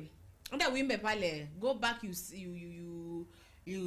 sing. I dance here. Okay. I dance like ballet. Is it called ballet? Ile ya Russians. Okay.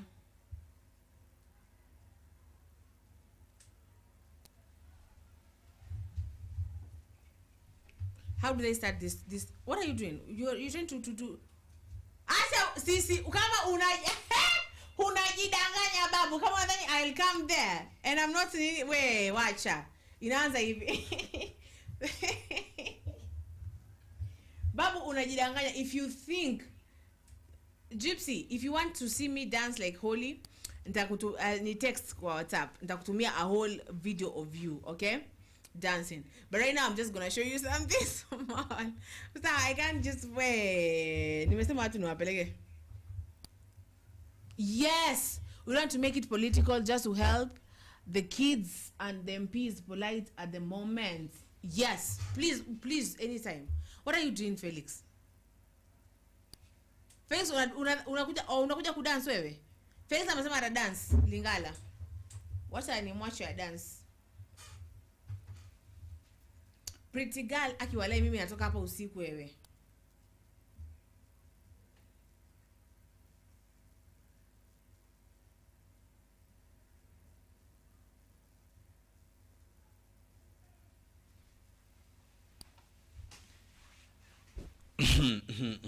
Zulfa. I think the stage is well prepared. Happening. Viewers, Gypsy. Angalia hiyo stage, angalia stage. Stage imetengenezwa. Please. Ona vile stage inakaa fiti. Stage imetengenezwa fiti. We. Angalia kwa screen. Angalia kwa screen yako. I said. Angalia kwa screen hapo hivyo. Ona vile stage inakaa poa. Hiyo ndio hiyo nafasi. Haijafika kwa laptop yangu. Forward mbele uone.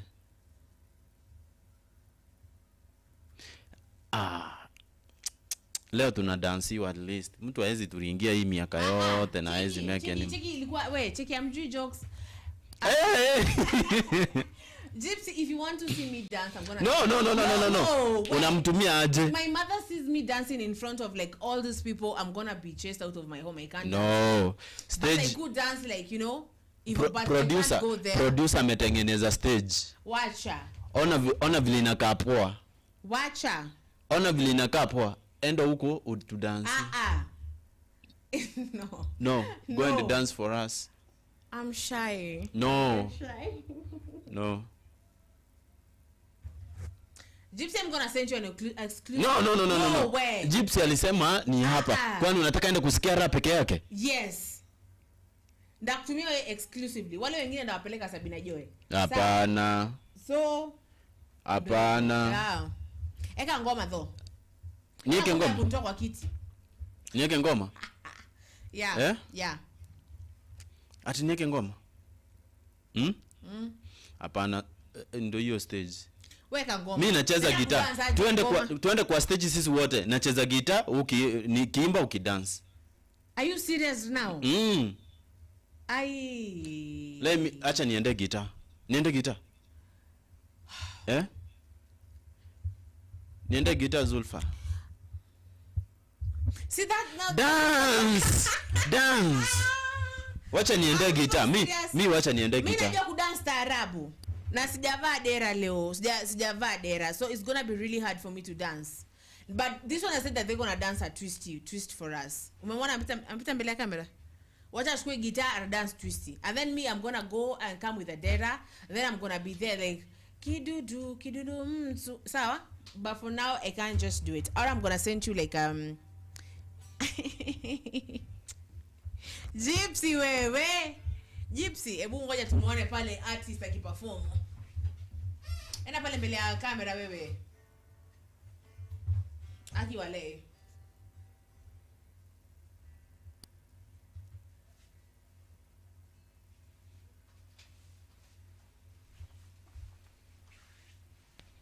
Wewe producer. Producer, unaweza nifixie hii gitaa sauti iende huko watu wasikie. Mimi nataka kuchezea nani? Ni kuache kuchezea watu because mimi nataki hapana. Na kuchezea muziki at the same time ukidance. Mimi ndakusaidia kuimba. Time my dear. Nikulete kitu niweke? Okay.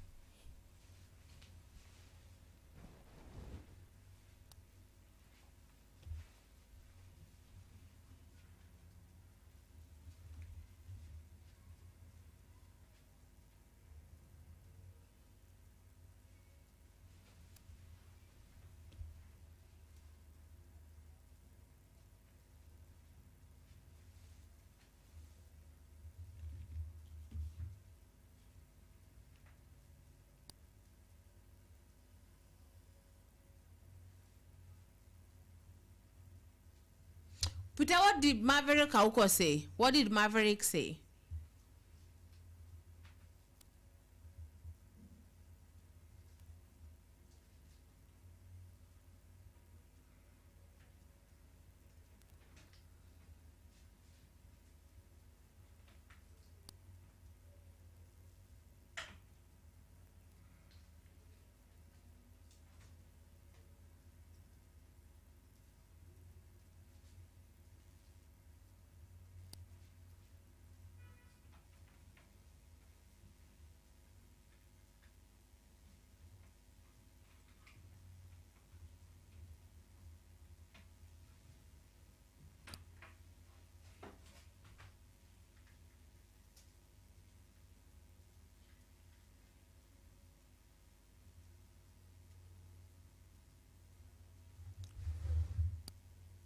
Wa.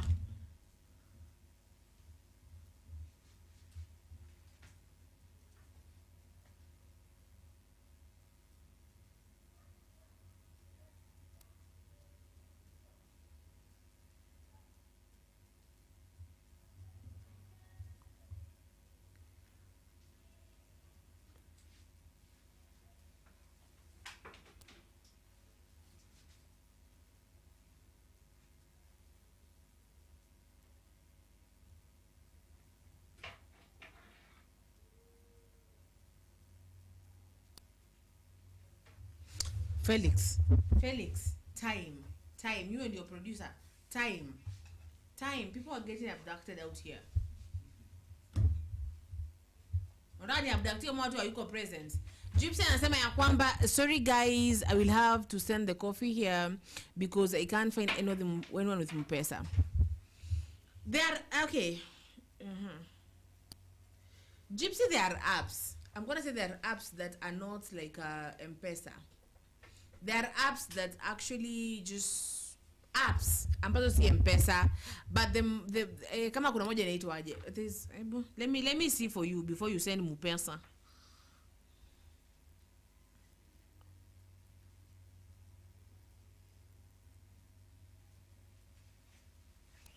Wa Felix.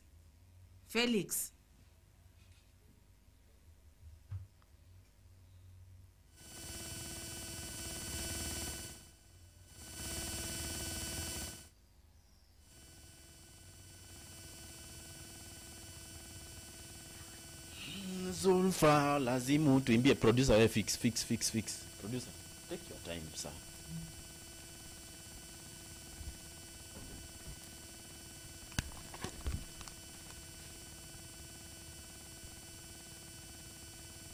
Send wave. Okay, let me write it down for you.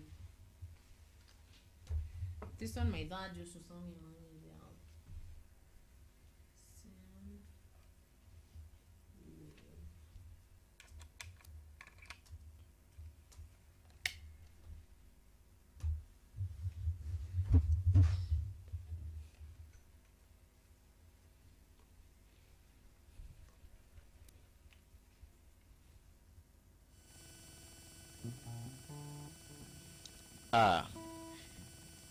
Here we go.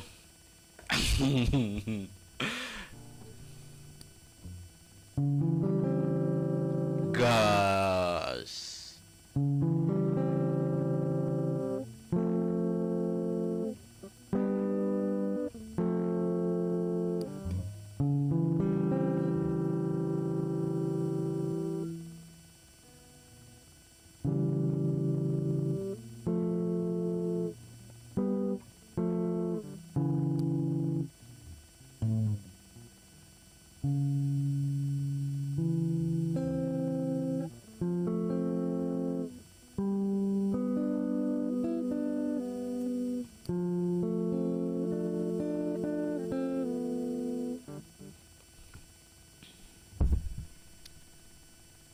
Producer ameniambia iko sawa. Kazi kwako.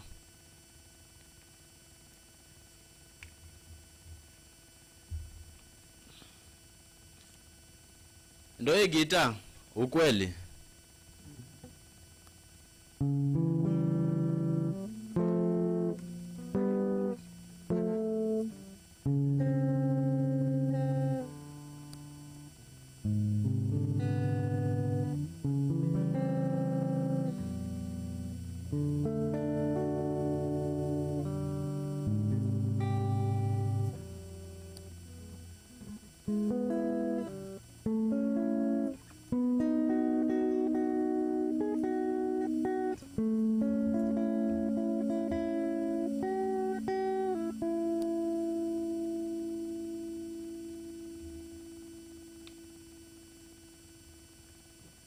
Zulfa. Yes.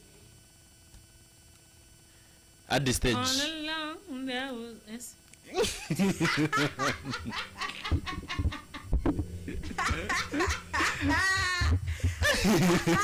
Ikipiga gitaa nikuimbie. Okay. Barikiwa tena sauti ya gold. Sauti ya dhahabu. There we go. Just a moment though. Okay, what are you? Okay, let me go with what you're gonna say. So.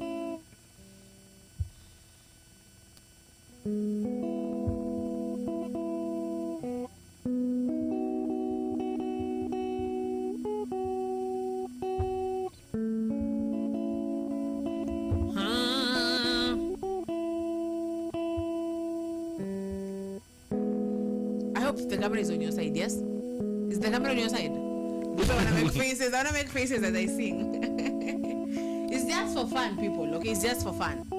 So let me sing. Yeah. Ooh.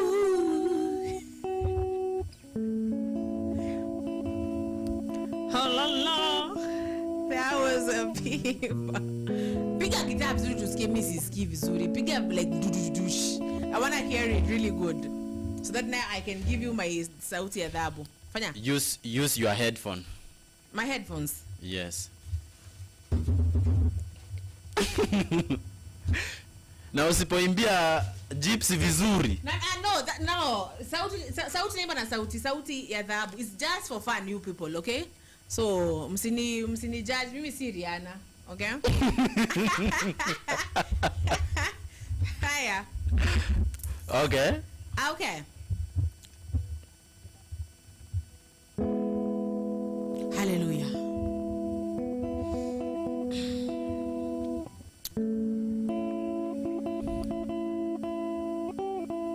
Wakire akambera wakire buya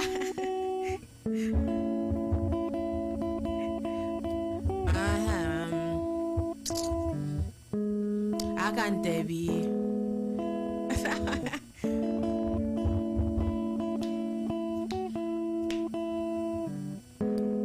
akantebi wakire buya.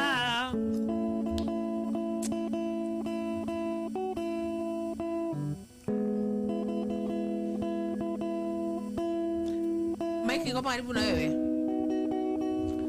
Wapi kule Mutiso?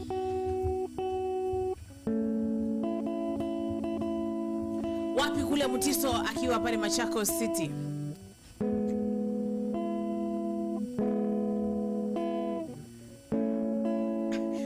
Peter, wait for these duets. Wait for this. We have taken it upon ourselves as we cry, as we mourn for the people. We must have fun too. We must just smile, you know? So let me entertain you and my dear fellow person there, okay? Oh, slowly. I can't be wakire.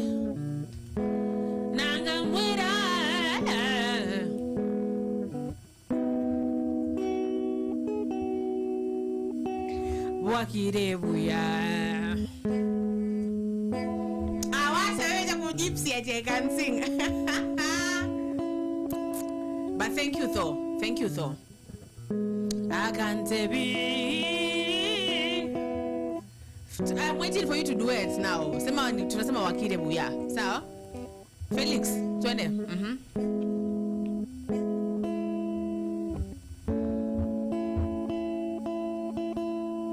Wapi kule Felix? One man guitar.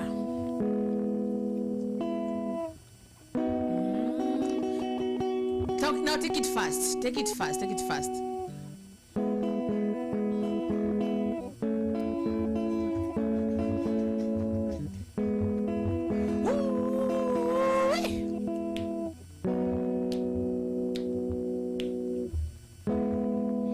Hapo studio. Imba. Ni Zulfa na Felix walikuwa hapo, yeah. I hope you're recording this because I'm gonna send this to my dad and say how you manipulated me to sing.